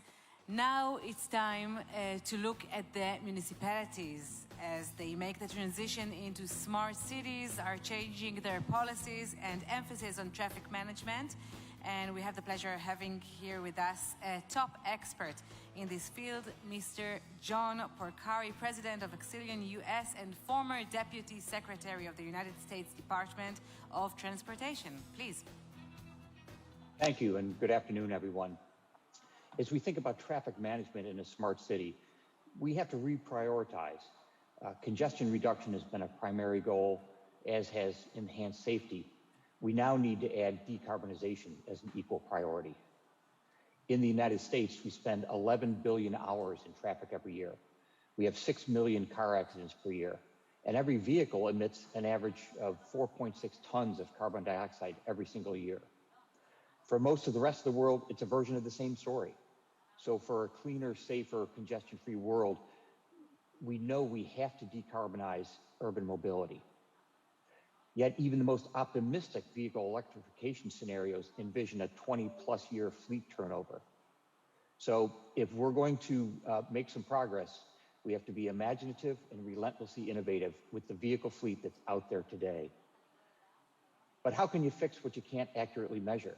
In the US, CO2 emissions are measured at a regional level, a kind of bubble over each metro area. Emissions reductions can be measured only at the most crude area-wide level, usually on a quarter-by-quarter basis. And those measurements are static. They're done once and seldom verified after a new highway or transit system is built. These metro-wide bubble calculations themselves are updated in multi-year increments. So as a result, there's little faith, understandably, in the accuracy of these crude measurements, and no practical way to measure granular impacts on individual neighborhoods. But if you took the latest AI video processing technology and used it to create a digital twin that's constantly responding to current traffic conditions, you could use that digital twin to predict and optimize traffic and calculate the CO2 reduction on an individual vehicle basis. Think of this digital twin as a kind of carbon calculator, where the type of vehicle, the road conditions, the AI-based driver profile could result in continuous emissions calculations. Think about how much more accurately we could measure carbon dioxide levels at the local level and overall carbon reduction if it was based on individual vehicles and their individual characteristics. You could then aggregate that individual vehicle data into much more accurate regional data. Rather than a regional model based on average assumptions, layered on other assumptions, you could have accurate data. And think about how those verified and cross-checked individual emissions reductions from better traffic flow, more efficient vehicles, and better driving habits could be monetized. We could reward more efficient vehicle use, the use of public transport, walking, bikes, scooters. We could raise funds for further decarbonization, creating a virtuous cycle through verified emissions reductions. The fact is, in the short term, this model would represent the fastest and most cost-efficient emissions reductions for government entities at the state and local level in the United States and elsewhere. And all of this could be an output from a digital twin fueled by AI video. All the strategies, alternatives, and innovations that are being discussed and debated worldwide right now, more efficient public transport, active transportation such as walking and biking, new private business models, electrification, land use and road design changes. These are all important, but they're medium and long-term strategies. We need a shorter-term bridge strategy, one that rewards immediate carbon footprint reductions in real time, one that's built on verifiable emissions reductions in individual vehicles through individual, not quarter-wide or metro area-wide carbon reduction measurements. Since every one of the traditional alternatives will take time that's usually measured in years, to develop a physical infrastructure improvements, let's make sure we focus on the innovations that can help now as we rebuild our infrastructure in new ways from the ground up. We can turn every vehicle into a real-time carbon sensor as we build these longer-term global plans for fighting climate change. We all understand the challenge that's in front of us. If we're going to hand off a better world to our children and their children, We have to start today by making better use of the advanced digital tools that can be put into service today, while the decarbonized infrastructure of the future tomorrow is planned, designed, and built. Thank you. We have a lot of work ahead of us.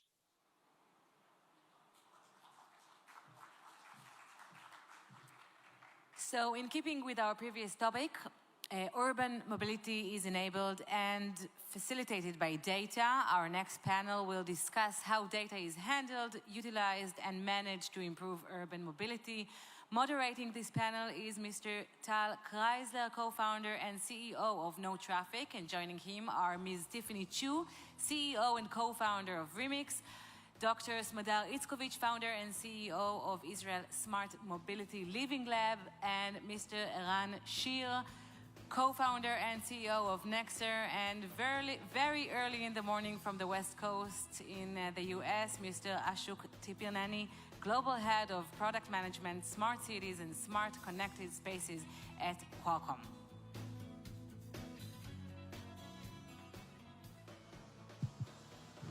Thank you.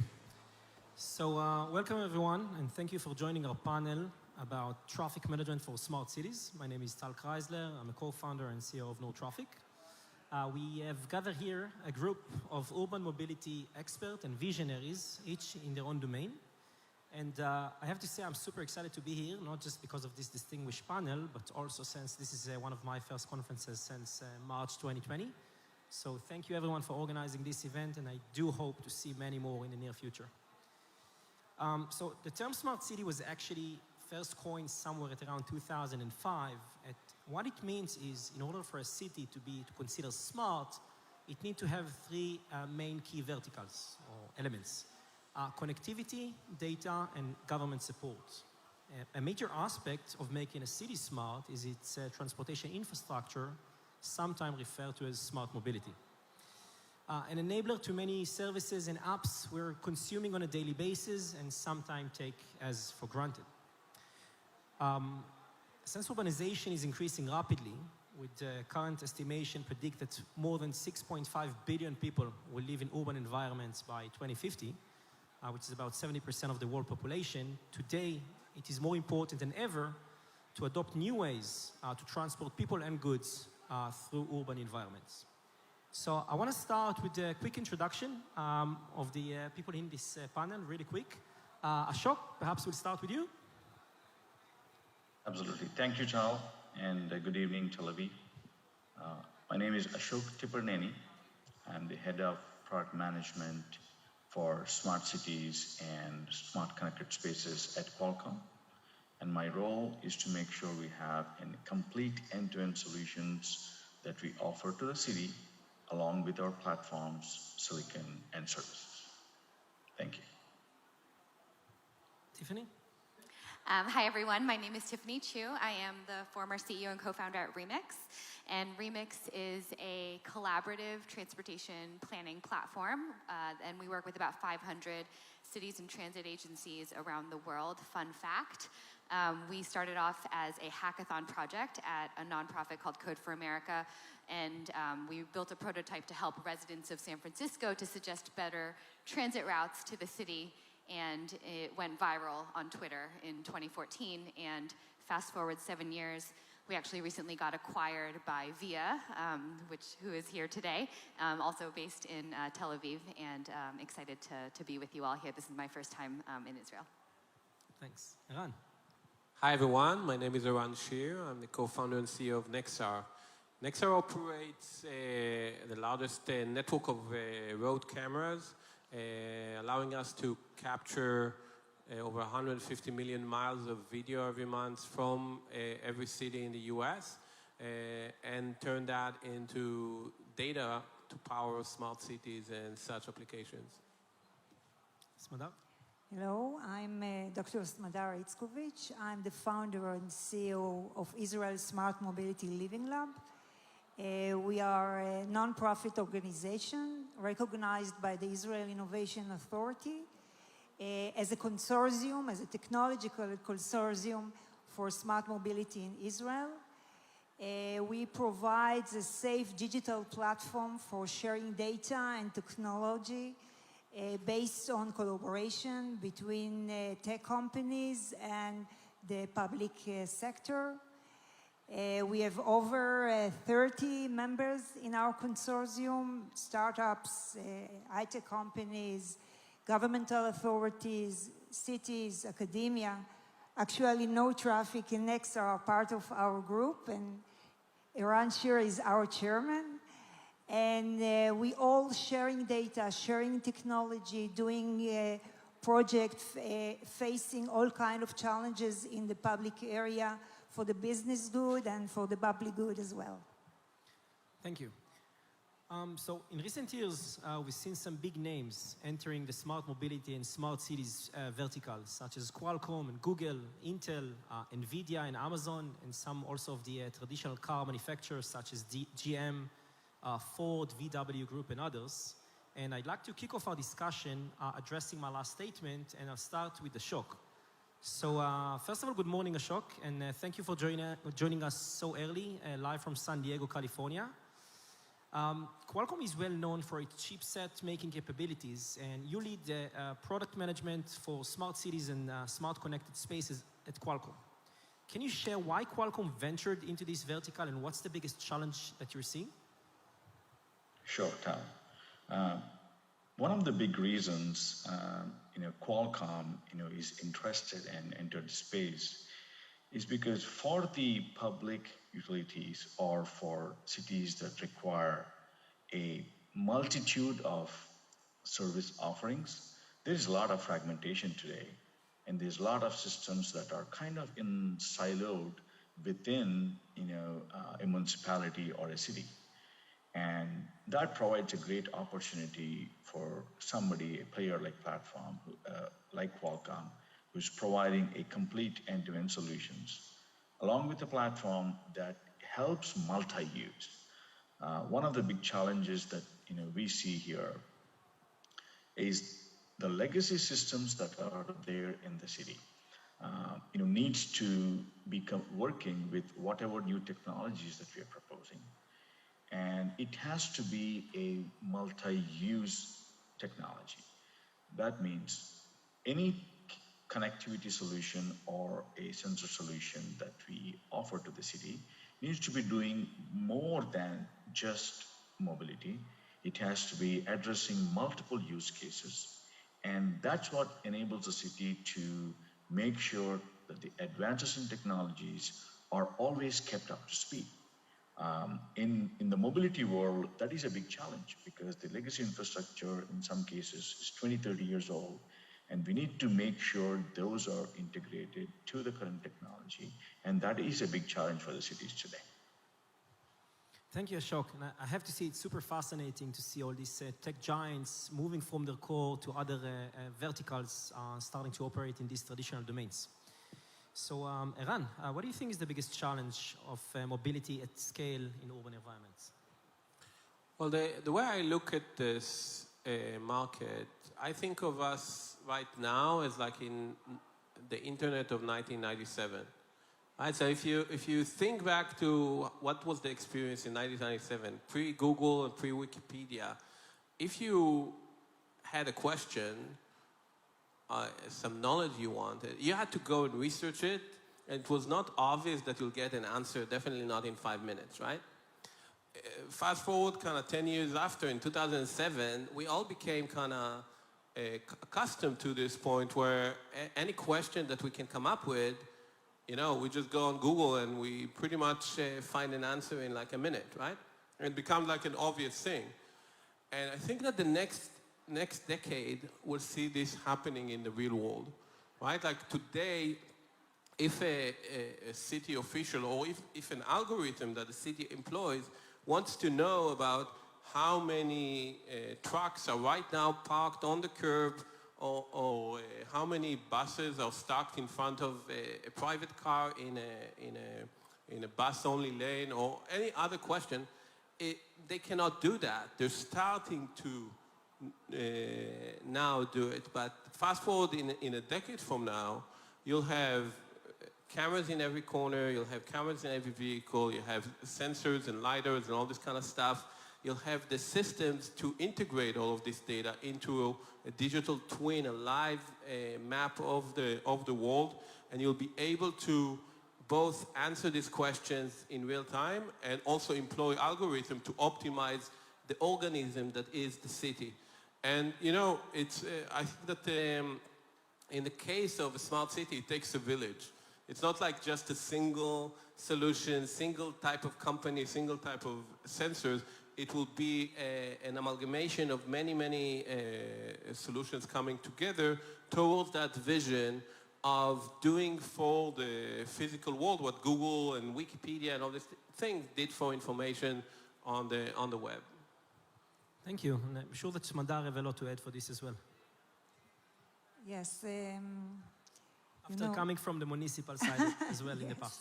I always said that a smart city, every city wants to be smart, and every governmental authorities want to be smart, and mostly they are the owner of the infrastructure, but the data and the technology are outside, and without collaboration, they cannot face alone all kinds of important challenges, such as resilience, environment, safety, accessibility, congestion. They have to find a way to work together, and we as high-tech companies or startups have to find the way to provide an holistic solution for the public area. All kinds of technologies that are working together. This is, I think, high value of product that we can provide for the cities. And the decision makers in the city are not accessible to quality data. Quality data, real-time data are not available for them. So mayors or managers cities sometimes receiving decision not based on data because they don't have the data. So by working together, by providing on one hand the infrastructure and on the other hand, sharing the data with the city, I think this is a win-win situation. Great. So, Tiffany, you had quite a journey in the urban mobility space, right? Working as the first UX designer at Zipcar back in 2014. Took a year off for a fellowship called Code for America. That's an organization that helps local government to approach problems via using technology. And then co-founded and turned the CEO of Remix to be acquired this year by VIA. You're also a commissioner of the San Francisco Department of Environment and sits on the city's Congestion Pricing Policy Advisory Committee. But I have another fun fact. You hope not to ever own a car. She's never gonna be your customer. Why is it so important to have equality when it comes to mobility? So I think what's interesting about everything you just read about my background is that being one foot in the transportation and urban planning world and then another foot in technology and venture capital and fundraising, and there seems to be a very big disconnect around kind of what is it that cities and planners think that they really need and what the venture capital and startup community is trying to sell. And I think what's very interesting about this disconnect or Venn diagram of overlap is that oftentimes if you are a member of the city staff or public sector agency, you almost kind of have a really good idea of what it is that would improve your system, whether it's higher frequency buses, making sure that the buses come every 10 minutes instead of every 30 minutes or 45 minutes, making sure that they're on time, making sure that there's a protected bike lane where there's a lot of cyclists and scooters and can separate them from pedestrians. There's a lot of really basic elements of transportation that many quote-unquote smart cities do not get right today. And so there's almost this foundational piece of why transportation exists, and I think it's very fascinating to be at this conference where there's so many technologists trying to apply really, really cutting-edge technology to a very, very human problem. And when you think about why transportation exists, it's to get people from point A and to point B. And the reason behind that is because there's actually this really famous Harvard study done a few years ago where the zip code that you're born in, at least in the US, probably applicable to places around the world, the zip code you're born in is the single largest contributor to whether or not you can move upward economically. And so transportation becomes a pathway for opportunity, what kind of jobs you can get, where you can get them, and what kind of lives you lead as a result. And I think this is essentially a public responsibility of local governments. And sometimes I think that's forgotten in the midst of all the technology. So, Smadar, I want to refer the next question to you, since you have a great overview. As we see more advanced technologies becoming prevalent in our domain, what urban mobility application would you most like to see in use? And let's not consider the amazing technologies that sits here. Improving our life. This is what the application. I think, like I mentioned, there are like 5 major challenges that we have to face it in order to improve our life. So I chose safety and environment. And, the roads exist. We have to find a way to manage them better. So all kinds of applications that regards on traffic management are very, very important, I think. The environment issues, as I mentioned, the safety issue. I think we don't use enough technology in order to save lives in the roads. And all kinds of challenges regards accessibility. So I will give you one example of project that I involve in with some of our members. We are running a very interesting project with Netivei Israel. Netivei Israel is the owner of like 90% of the roads in Israel, and they want to manage it better, to use data in order to manage this road, and they took Road 2, and they're working with us, 8 companies working together to provide all kind of data and tools in order to improve the traffic management of Road 2. It's like a use case. So imagine, Moovit, Nexar, Opon, BWR, tomorrow, all kind of data, weather, smart cameras, mapping, all kind of data we provide to command center of Netivei Israel. So by working together, we can improve the safety in this road, we can improve the traffic management and other aspects. It's a good use case. This is the Living Lab. Living Lab is running advanced technology with many partners in a real environment, in real time. By doing this, we can learn what kind of data and technology works better and what less. And then to take this solution and replicate it to other roads in Israel and the world. This is the goal. I hope I answered your question. Very politically correct. It was a long correct. answer to a short question. So you were supposed to choose one, but you're very politically correct, so you choose all, which is great. Ashok, what kind of specific technology you'd like to see vastly used? Connectivity across the board, Tal.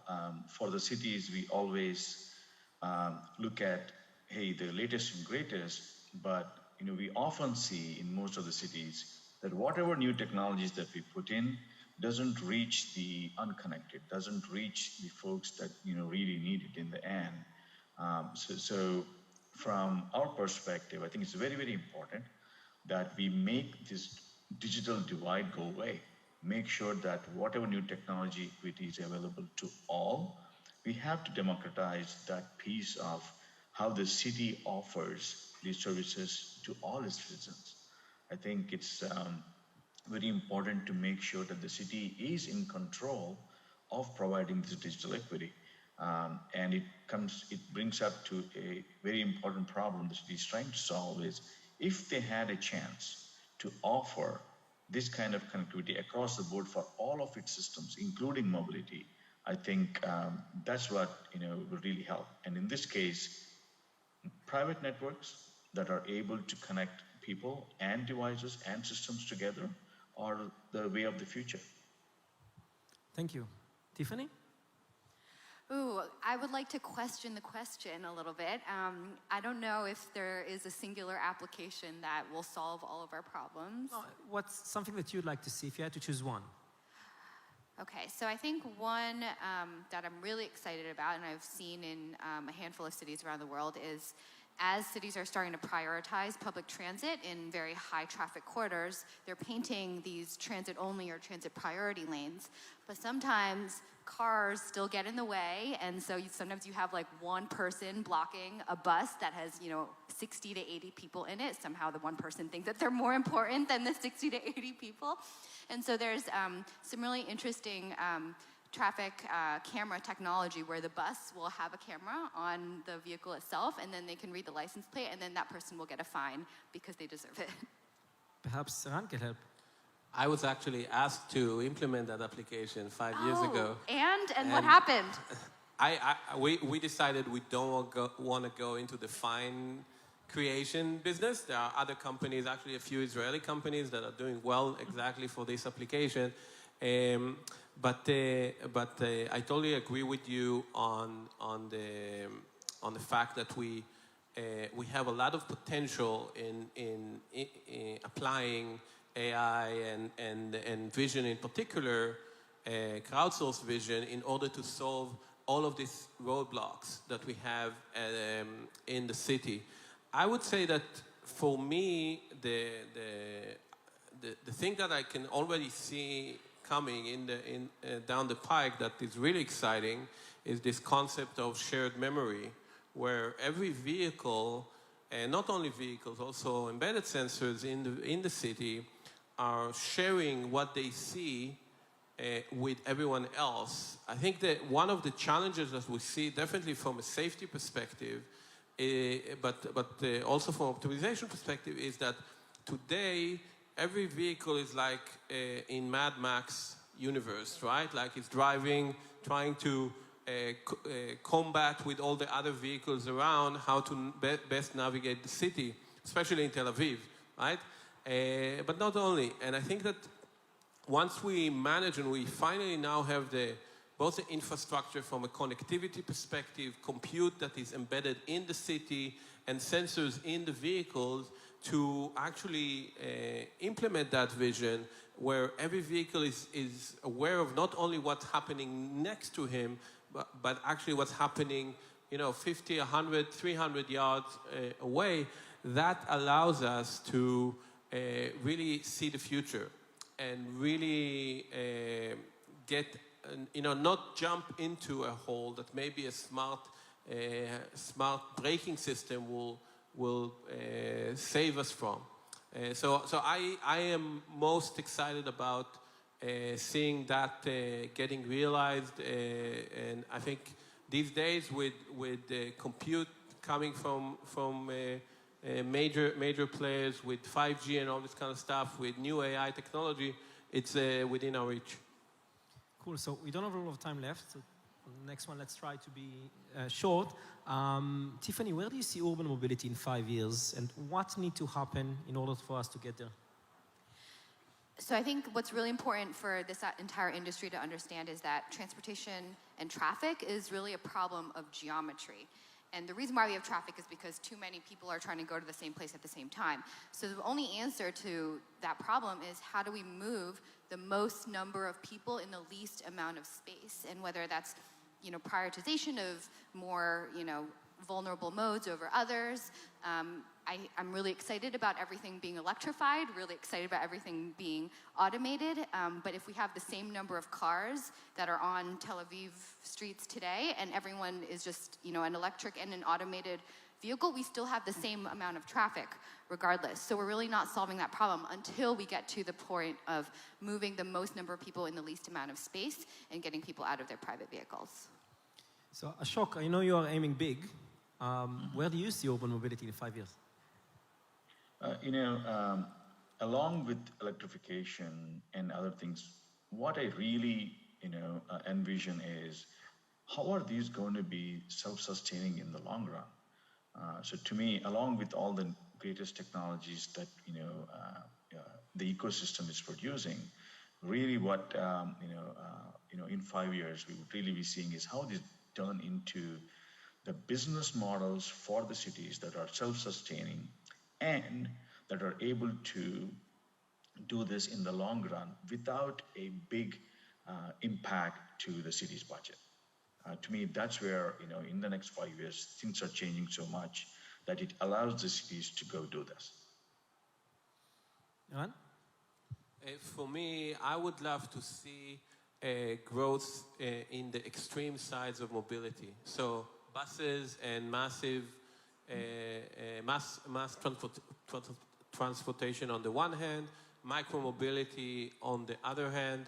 If we make micromobility safer, if we make mass transportation something that is more efficient and more prevalent, I think we'll be on a path for a better future. I think that keeping up with the current state of things is probably a bad idea. I was just stuck for an hour in traffic today. It's not fun, and we should work to improve it. Thanks, Manar.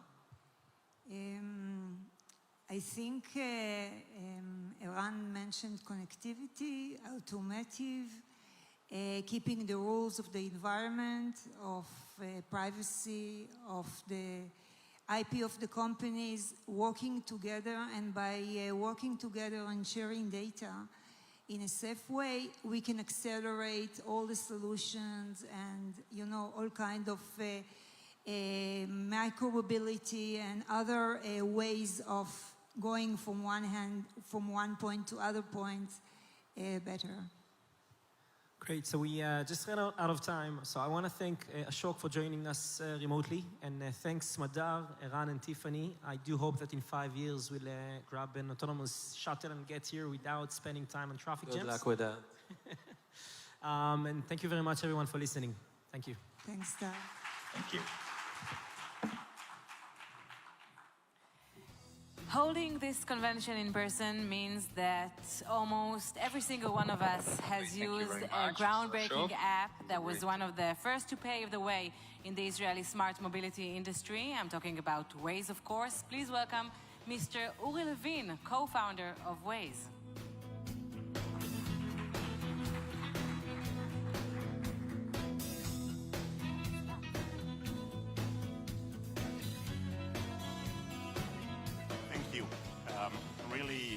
Glad to be here, really glad that this convention is actually face-to-face because I got sick and tired of Zoom. I had enough of seeing people in small squares, and I really appreciate the fact that you're here. When I was about to come here today, I looked at nearly all the alternatives that I have, right? So Move It on one hand, being stuck in traffic on the other hand. Waze told me that it's going to be a very long journey. I eventually took my bicycle and rode here. And at the end of the day, the reason that we started Waze is that we hate traffic jams. We really hate traffic jams. And when we started, we had the vision that we are actually going to address that and solve traffic jams. But if you look at the traffic jams today, they are much more severe than they were in 2007 when we started. So to a certain extent, I would say we either failed in our journey or we are incomplete. And to an extent, I would say, you know what? Waze actually have a part of it. I didn't know that until someone told me that I empower them to drive. And so not only that I'm saving time in traffic jams, I actually empower more people to drive. And on one hand, I would say increasing traffic in that sense. And on the other hand, I would say I'm much more proud to empower people than to save them time. So I would like to share with you a little bit the perspective of the nature of the beast, the essence of the traffic problem. Because at the end of the day, when you think about it, and what you're really seeing in this picture is traffic jams, right? 5 lanes of traffic jams. Essentially, what we are seeing exactly is 200 people sitting in 177 vehicles. Now, I'm going to do a magic, and I'm going to remove the vehicles and keep the people in place. This is it. I can take these 177, 200 people and fit them into 3 buses, right? I can use bicycles. I can use different things. The nature of the beast, by the way, if you think of Uber is actually make it worse, right? Because in some cases, when you think about it, if there's only the driver in the car, then essentially the car is empty, and the ratio between number of passengers to number of vehicles is actually becoming worse. If you think of autonomous vehicles, this is going to be even worse, right? Because they will be roaming around, creating traffic, and there is no one that is riding those. So if I really want to think about it, I want you to think of 1 kilometer of one lane, right?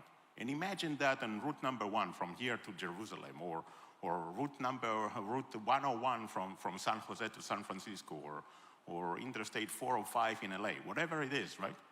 In this 1 kilometer, there are about 40 vehicles, maybe 45 vehicles. In those vehicles, there are 50 people. That's it. 50 people occupying 1 kilometer of road. And we simply don't have enough roads. The ratio of number of passengers per vehicle in the US and in the Western world is 1.1 passengers per vehicle. That's it, 1.1 passengers per vehicle. If you don't believe me, then tomorrow morning when you're stuck in traffic on Ayalon Highway, look around you and count how many people are in the cars around you. It's usually just the driver. And it's the driver, and then we have a big car around us, and then we need to keep space from the cars ahead of us and behind us and on the sides, and this is simply too much space. At the end of the day, if you think of the mobility choice, and this is where I go into the user perspective, right? The user actually have 3 things that he thinks about it when he chooses mobility, right? So one of them is convenience. And convenience is not objective, it's subjective. For some of them, it would be the privacy. For some of them, it's going to be the fact that I can actually watch movie while I'm transporting. The convenience is definitely the most important one. The other one is speed, how long it's gonna take me. I live in northern part of Tel Aviv. I'm gonna get there faster riding my bicycle than any other mean of transportation. And the last one is cost. Now I want you to imagine, I'm gonna build a system for you that is actually equally convenient to anything else that you have today, faster and free. If I can do that, the result will be that most of the people will choose that instead of driving their own car. So I want you to think of something that is fast, something that is free, something that is convenient, and something that can actually lead you from anywhere to anywhere. Now, if you have that, then you would say, wait a minute, why in heaven do I even need to own a car, or definitely not to use that on my daily commute? The name of the game, dedicated roads. If you think of subway is fast, it's reliable, it's convenient, because there is a dedicated road for the train. If we do the same thing with a city, and just imagine any city in the US is built grid-based, right? Just take half of the avenues and half of the streets and make them only for public transportation. And the result is that you actually build a system that is taking you from anywhere to anywhere, right? Imagine an elevator, right? So this road takes you, or this street or avenue, there are public transportation going back and forth all day long. By the way, if you make them smaller vehicles at a higher frequency, then you get something that is much closer to an elevator. And they might be only 200 or 300 or 400 meters apart, right? So you can get from anywhere to anywhere. Now, the dedicated lanes or the dedicated roads enable you everything. At the same time, I would say this is really, really hard because it requires hard decision, right? So just show me the mayor that will tell all the citizens in his city or in her city, I'm going to take half of the roads away from you, and I'm going to use them for public transportation. Now, the good news is that if you do that, you will become the next president. The bad news is that if you do that, then everyone is going to complain. Making hard decisions is hard. We need people with the vision. But this is a decision that needs to be made by the authorities, right? By the municipality or by the city mayor or occasionally in some cases by the Ministry of Transportation, in order to build it in a way that it's actually deliver much better solution. Now, if we don't do that, if you think that traffic jams today are bad, next year it's going to be even worse. And the year after that, it's going to be even worse. Here in Israel, we accumulate about 300,000 new vehicles every year. That's about 10% of the number of vehicles increase. Right? And you think about it and you say, okay, wait a minute. All those people are going to use the same roads as everyone else and at the same time as everyone else. And we will be stuck in traffic forever. If we don't address that, then we are really going to have a major problem. Now, and to a certain extent, I would say, it's not up to us. It's not up to the innovators or to the entrepreneurs. It's up to the authorities and up to us to convince them. But you occasionally ask yourself, what is it that we can do as entrepreneurs? And the reality is that we can do quite a lot, right? I just want you to think of, and this is something that we have measured during the My Ways days, and we have measured that again during my Move It days. And we looked at what happened for someone that wants to go to New York City by the Long Island Railroad and lives someplace in Long Island, right? And let's say in Plainview, and the nearest train station will be Hicksville, right? And so this person is leaving their house at about 7:30 in the morning, getting into their car, driving to the parking of the train station, and then driving throughout the entire parking lot, figuring out that there is no parking, and continue to drive to the city. Now, if you try to do the same thing in Kfar Saba, then you will get exactly the same results, right? So you leave your house at 7:30, you drive to the train station, you go into the parking garage, no parking, right? And so you keep on driving back to Tel Aviv. And this actually happens everywhere, right? Now, this is simple solution, right? If you realize that this is the nature of the beast, if you can reduce 10 to 20% of the vehicles driving into the major city by simply providing a solution for the first mile, not the last mile, the first mile, then you would end up with something that is actually generating a lot of value. Now, if you want to start in New York City, I would say no, start in any major city in Europe or start even in Israel, because the number of passengers on the train here are dramatically higher. So this is one thing that I would say, if you think about it and you want to do something that creates an impact, deal with the first mile, and you can actually reduce traffic by 10 to 20% easily. Another thing that you can actually do is, and this is going back into the early days of us trying to figure out the product market fit of Waze, and we think about the following, right? So we're seeing people entering destination, driving to the destination, and keep on driving. And then we started to look at the traces of those, and we realized that they got into their destination, and now they're looking for parking, right? And so they're driving around the block, and then around a bigger block, and then they're starting to go all throughout all the cross streets of the block, until eventually they find the parking place. And you ask yourself, okay, how bad is that? Right now, in Tel Aviv, 1/3 of the vehicles are looking for parking. 1/3 of the vehicles are looking for parking. And essentially creating traffic jams by that, right? Because they are on the road and they shouldn't be there. Anything that will deal with parking solution, anything that will improve parking within the cities for commuters is going to be pretty dramatic. And this is something that we also need to remember, right? So if you are an entrepreneur, if you think of solutions that will make an impact, first mile is one. On-street parking is another one. By the way, I'm working on some of those already, trying to essentially address the issue of parking, because I hate that. I hate You know what? To an extent, I hate parking as well, but I hate traffic. And maybe the last story, and this really has to do with Waze and less has to do with smart mobility. And you know, over the years, I've heard so many people coming to me with different stories of Waze, telling me, "Oh, you have no idea how amazing it is." Actually, walking into this hallway, this hall, there was someone told me that this is the most important app on their phone.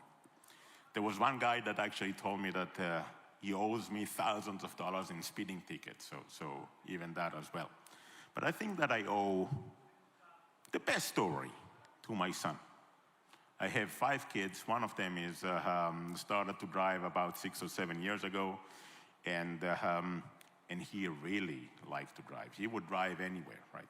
If I would tell him that I need to go someplace, if he can drive me there, he would say absolutely.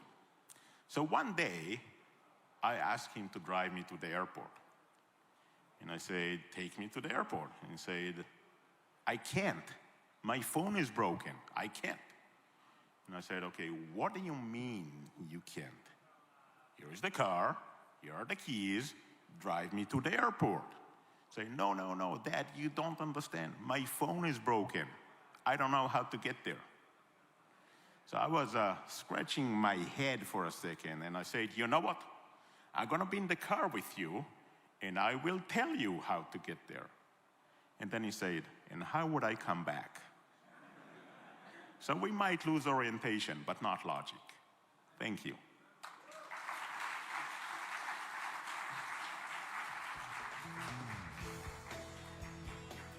Thank you very much.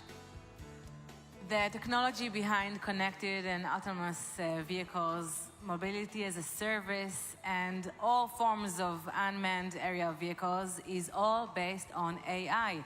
From driving features to monitoring to cloud services, our next panel will discuss the short and long-term challenges as AI powers the future of transportation.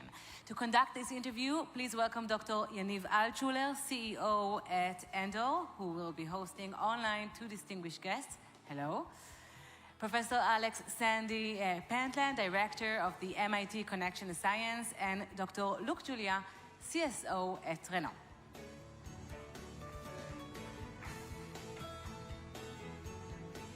Hi everyone, and it's great to be here, and I also like to welcome Professor Pentland and Dr. Julia. When we're talking about artificial intelligence in smart transportation, the first application that comes to mind is, of course, autonomous driving. So, Dr. Julia, why don't you take us through the current limitations of autonomous driving? What does the future hold, and how do you think artificial intelligence can help us transcend the current limitations and bring us to fulfilling the full potential of autonomous driving? Good afternoon. Happy to be here. Okay, so I'm afraid I'm going to be the party pooper here. But I mean, autonomous driving is very, very difficult. And it depends, what you call autonomous driving, of course. If you are talking about what we call level 5, which is the ultimate level, of autonomous driving, where the cars are going to be able to go anywhere, anytime, any situation, and to be able to handle that correctly. I'm afraid that this level 5 will actually never exist. So, that's actually a fact in the sense that if you look at the challenges, that are in front of the machines, there are some situations that are just going to be impossible for them to handle. Us humans, we can, invent, we can adapt to any situation, anything that is going to happen. We don't do it always well. Often we don't, but actually we do something. The issue is the current state of AI and the current state of the way we are doing artificial intelligence with the cameras, the LiDARs, the radars, whatever. It's an overload of information that even though we are going to be able to train those machines, and to have models very complicated and all that, I mean, there will always be situations where it's just going to be impossible for the car to react correctly, right? So, I mean, of course, I have examples that I can give later, but I mean, I will let the floor for Alex, to continue on that. Yeah, Sandy, your comments on these harsh words? So many years ago, I designed the framework for the Nissan autonomous driving systems. And after thinking about it, we decided that we would go for level 2. And the reason, which is to say, it's helping the driver, but it's not taking over full control, typically. And in fact, actually, level 2 that trained the driver to be a better driver. So it has this sort of feedback loop concept. And the reason we did that is we realized that it's not just the cars that need to change, it's society, it's the drivers, all the humans need to be changed as well to get more autonomy. And that's going to take decades because people, culture changes slowly. And then the other thing that we realized is that as that system was deployed, and recently it was the largest deployed system in the world, in America, you got something like 85% of the reduction in accidents and similar negative things just by level 2. And you're only going to get another 15%, even if you go all the way to 15, to level 5. So there's really not a lot of reason to rush towards this dream of level 5. Yeah, I have to say I agree with the way both of you view this situation. Let's move to a different topic. Let's talk about data. I remember that a few years ago I discovered that automotive is the segment that consumes the largest amount of processors. I was sure it was smartphones or laptops, but apparently cars takes today the most amount of sensors and processors, and all this data eventually is used either by the car itself or by systems that deployed, onboarded onto it. Sandy, how would you think, what would you say is the best way to look at all this data and using it the way to use it without infringing privacy, without defending, without infringing IP rights of different systems that are onboarded to the same car, but still allowing each system to work with its full potential? Yeah, so two comments. One is a quote, a mangled quote from Elon Musk, asked why he wasn't being hurt by the chip shortage. And he pointed out that in most cars, you have hundreds of chips because the brake system, the control system, this system, all separate manufacturers integrated by the OEM. And in his cars, you have one central controller. And it's a very high value chip that the chip producers really want to produce. So it's not true that all cars have lots of chips. Some of the ones that are most advanced have very few chips, more like a cell phone. But just like cell phones, you have this problem of who owns the data, privacy, transmission of all this data. And as a consequence, the fastest growing part of AI is now called federated AI, or federated machine learning, where you don't send the data back home. You leave the data in the car, and what happens is the car communicates with central authorities to optimize parameters, to get updates, but it doesn't defaultly transmit data. And it turns out that you can build AI algorithms that are just as good as the centralized ones, but without moving the data around. And that has a couple of advantages. One is the communication cost is dramatically lower. And if you lose communication, it doesn't really matter because there's an autonomous controller in the car. It doesn't need the central authority for every moment. And then the third thing is it's much more secure and private because you're not taking that detailed personal data and sending that up a pipe to someplace else.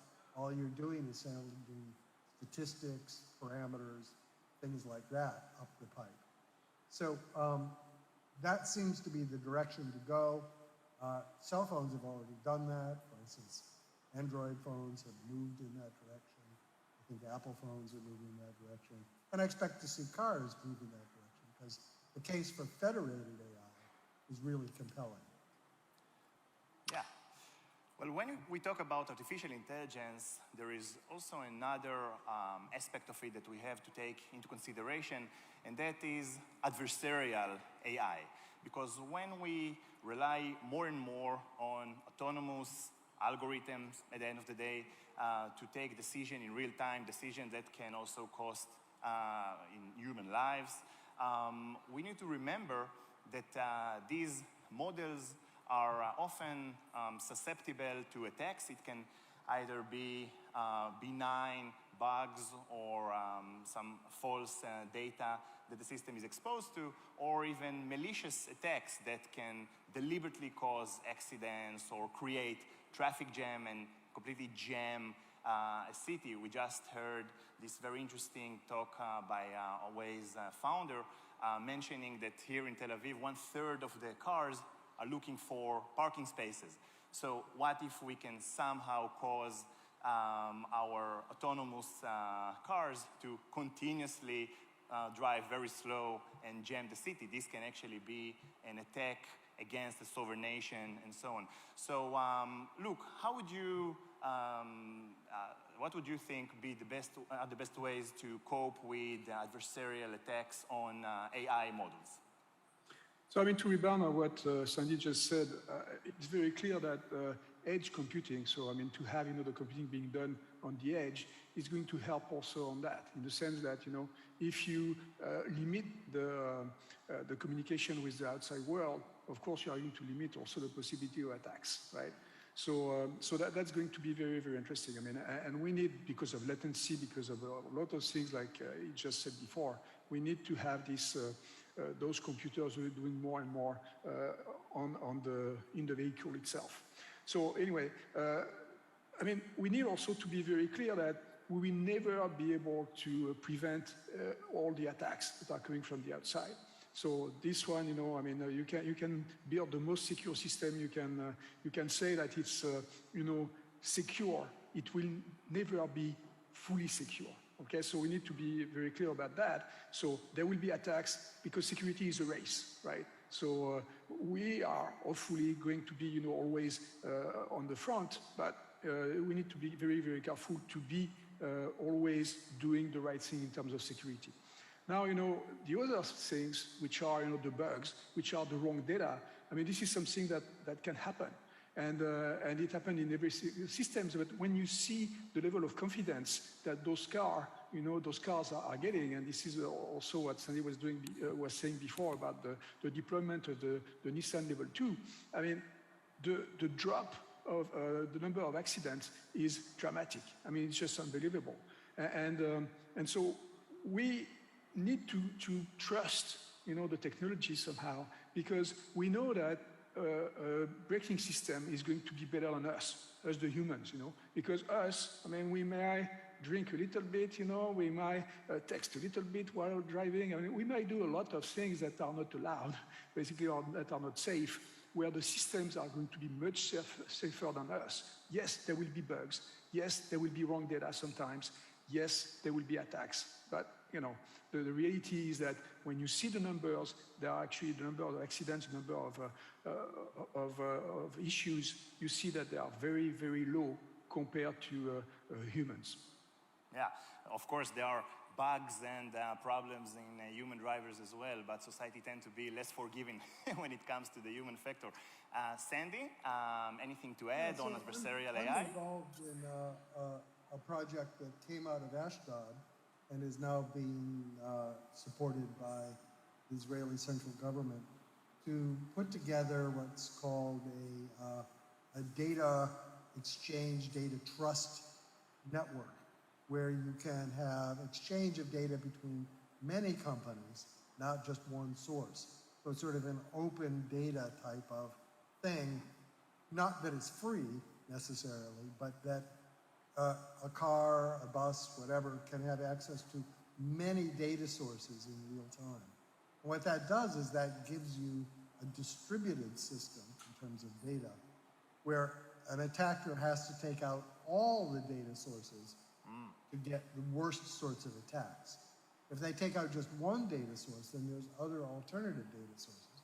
It might not be quite as good, but it's not a 100% attack. And that sort of resilience through diversity of information sources is really key to building a system that's very, very difficult to take out. Yeah. I imagine actually your concept, and this resembles what it's called, what is known as you said, resilience.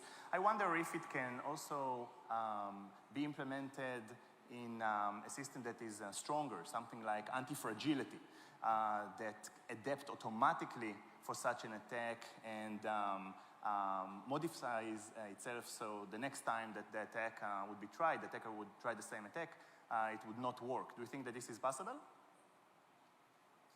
I think in certain aspects, certainly.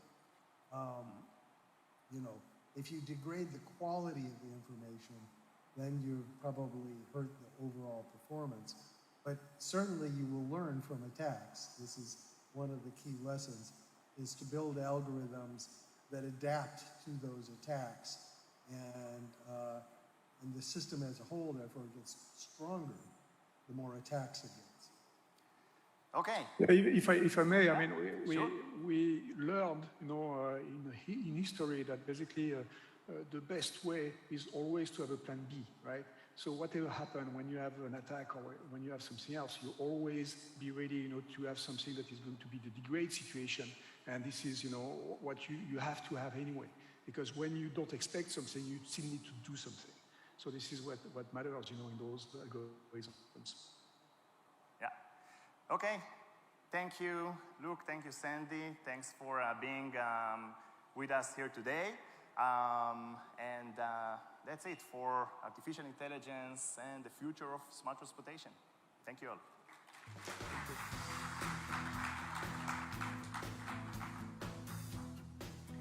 And now, to close this exciting day's panels and discussions, our next guest does not often grant interviews, so we are particularly delighted to have his time today. It's my pleasure to introduce Mr. Arkady Volozh, co-founder and CEO of Yandex.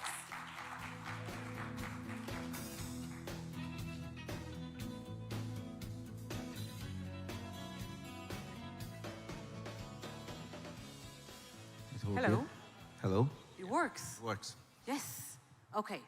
So first of all, we only have a short time, I know, but can you maybe tell us how did you begin your journey, and did you ever think that it will go this far? 30 years ago, I was a computer science student.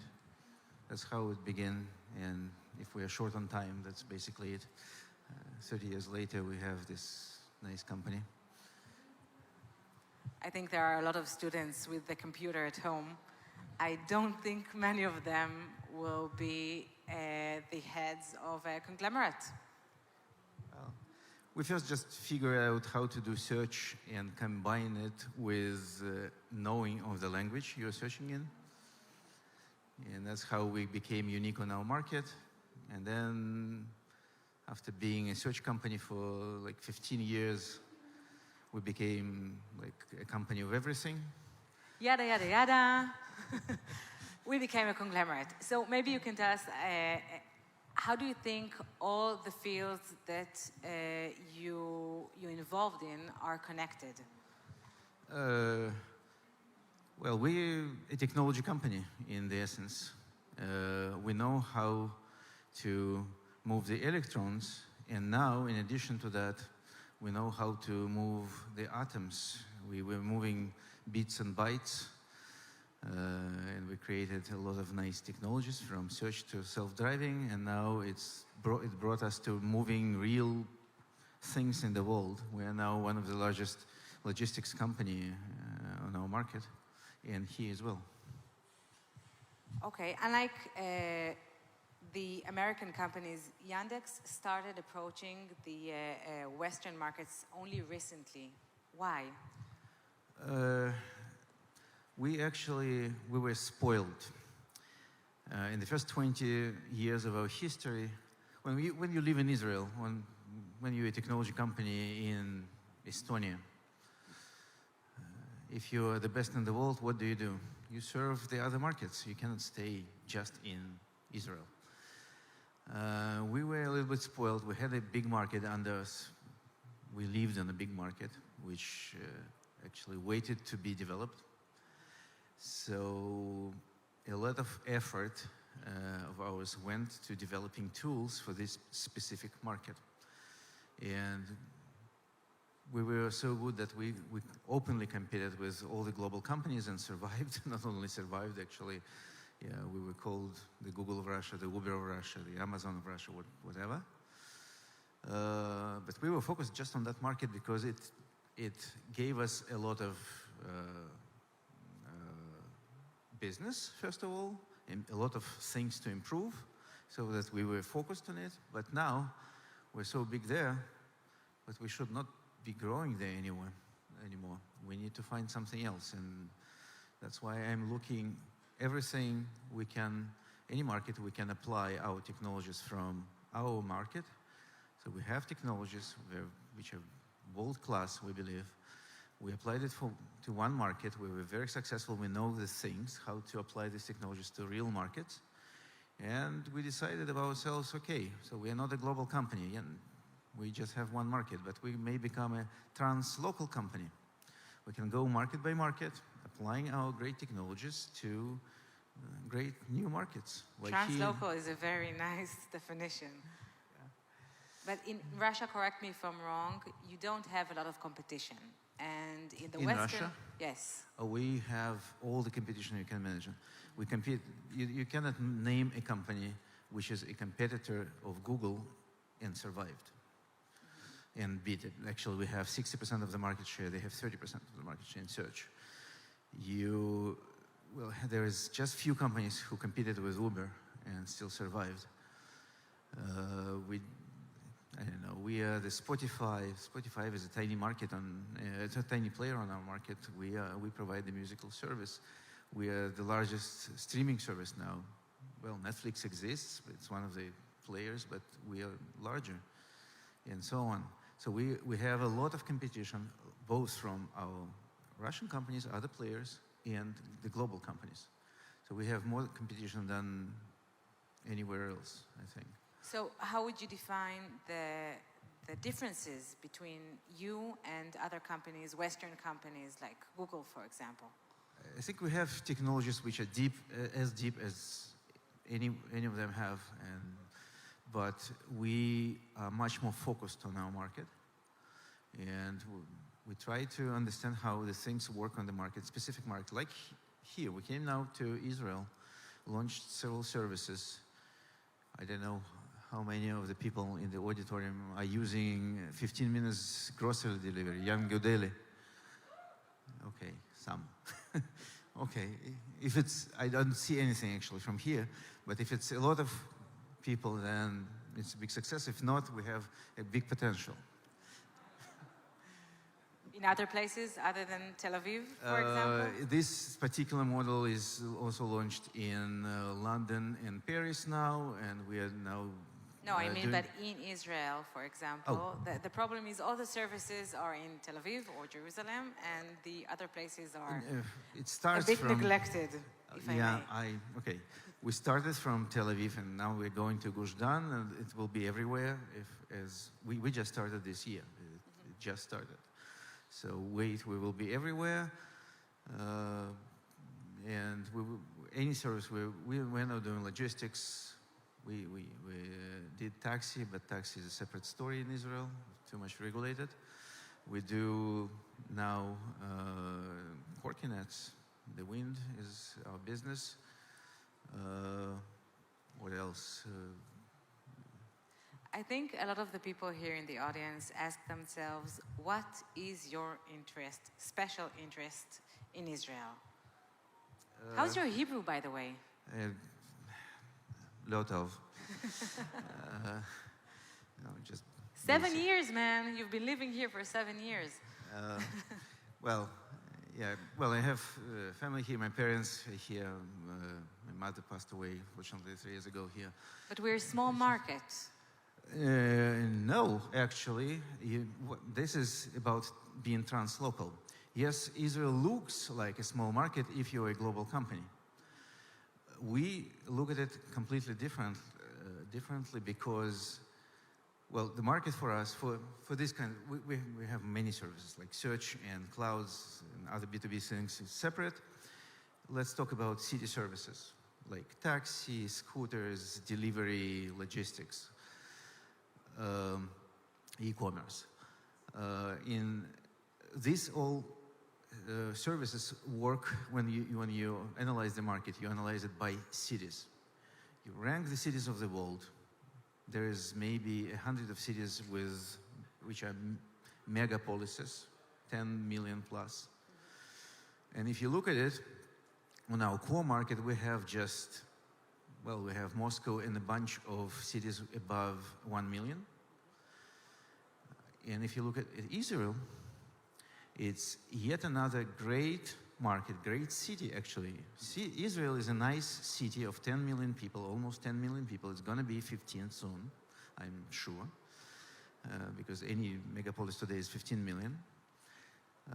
There's a lot of parks on the north and deserts on the south, but this is one city.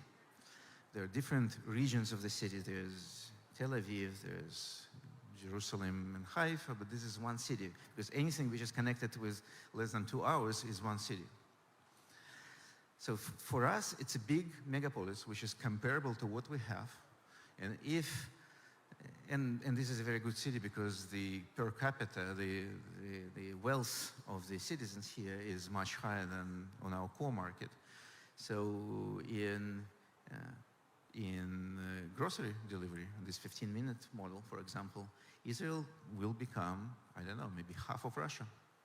This is a tiny market, which is half of Russia. When you look at the map, you see Russia big, but in terms of the services like this, Israel is big. From a nice city, you made us Russia.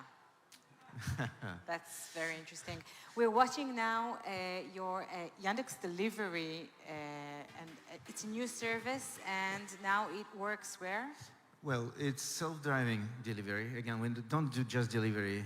We do self-driving cars for our taxi fleet. In our taxi fleet, we have 700,000 cars in 18 markets. And eventually, and the main problem we have is that nobody wants to be a driver, a taxi driver. So eventually, the taxi drivers should be augmented and then maybe replaced by self-driving, and it will take several years to get there. But before we launch these things in delivery, we have a lot of deliveries with millions of deliveries. And again, the main problem is nobody wants to be a courier. I wonder if somebody in this audience wants to be a courier. Maybe not. People don't want to be on these boring jobs. And since they're boring, they're easy to automate. And this is a kind of automatization we're doing now. And these are real physical deliveries, which we do in Russia and in America. When will it be here? And actually, okay, tomorrow I have a meeting with a minister here, and I will tell you. Because it's a regulation. Again, companies are competing in technologies, countries are competing in regulation. And Israel, I must say, is lagging behind in self-driving regulation. America and China were the first. Russia is 1.5 years ahead of Israel now in self-driving regulation. The law which was adopted here just last month was adopted in Russia almost 2 years ago. Germany is ahead now. How can we allow Germany to be ahead of Israel? Let's do self-driving regulated, deregulated. We're just a nice city. No, this is a startup nation. thank you so much for devoting your time. And I think we could talk for half an hour, but our time is up. So thank you very much again. And thank you. Thank you. Thank you very much.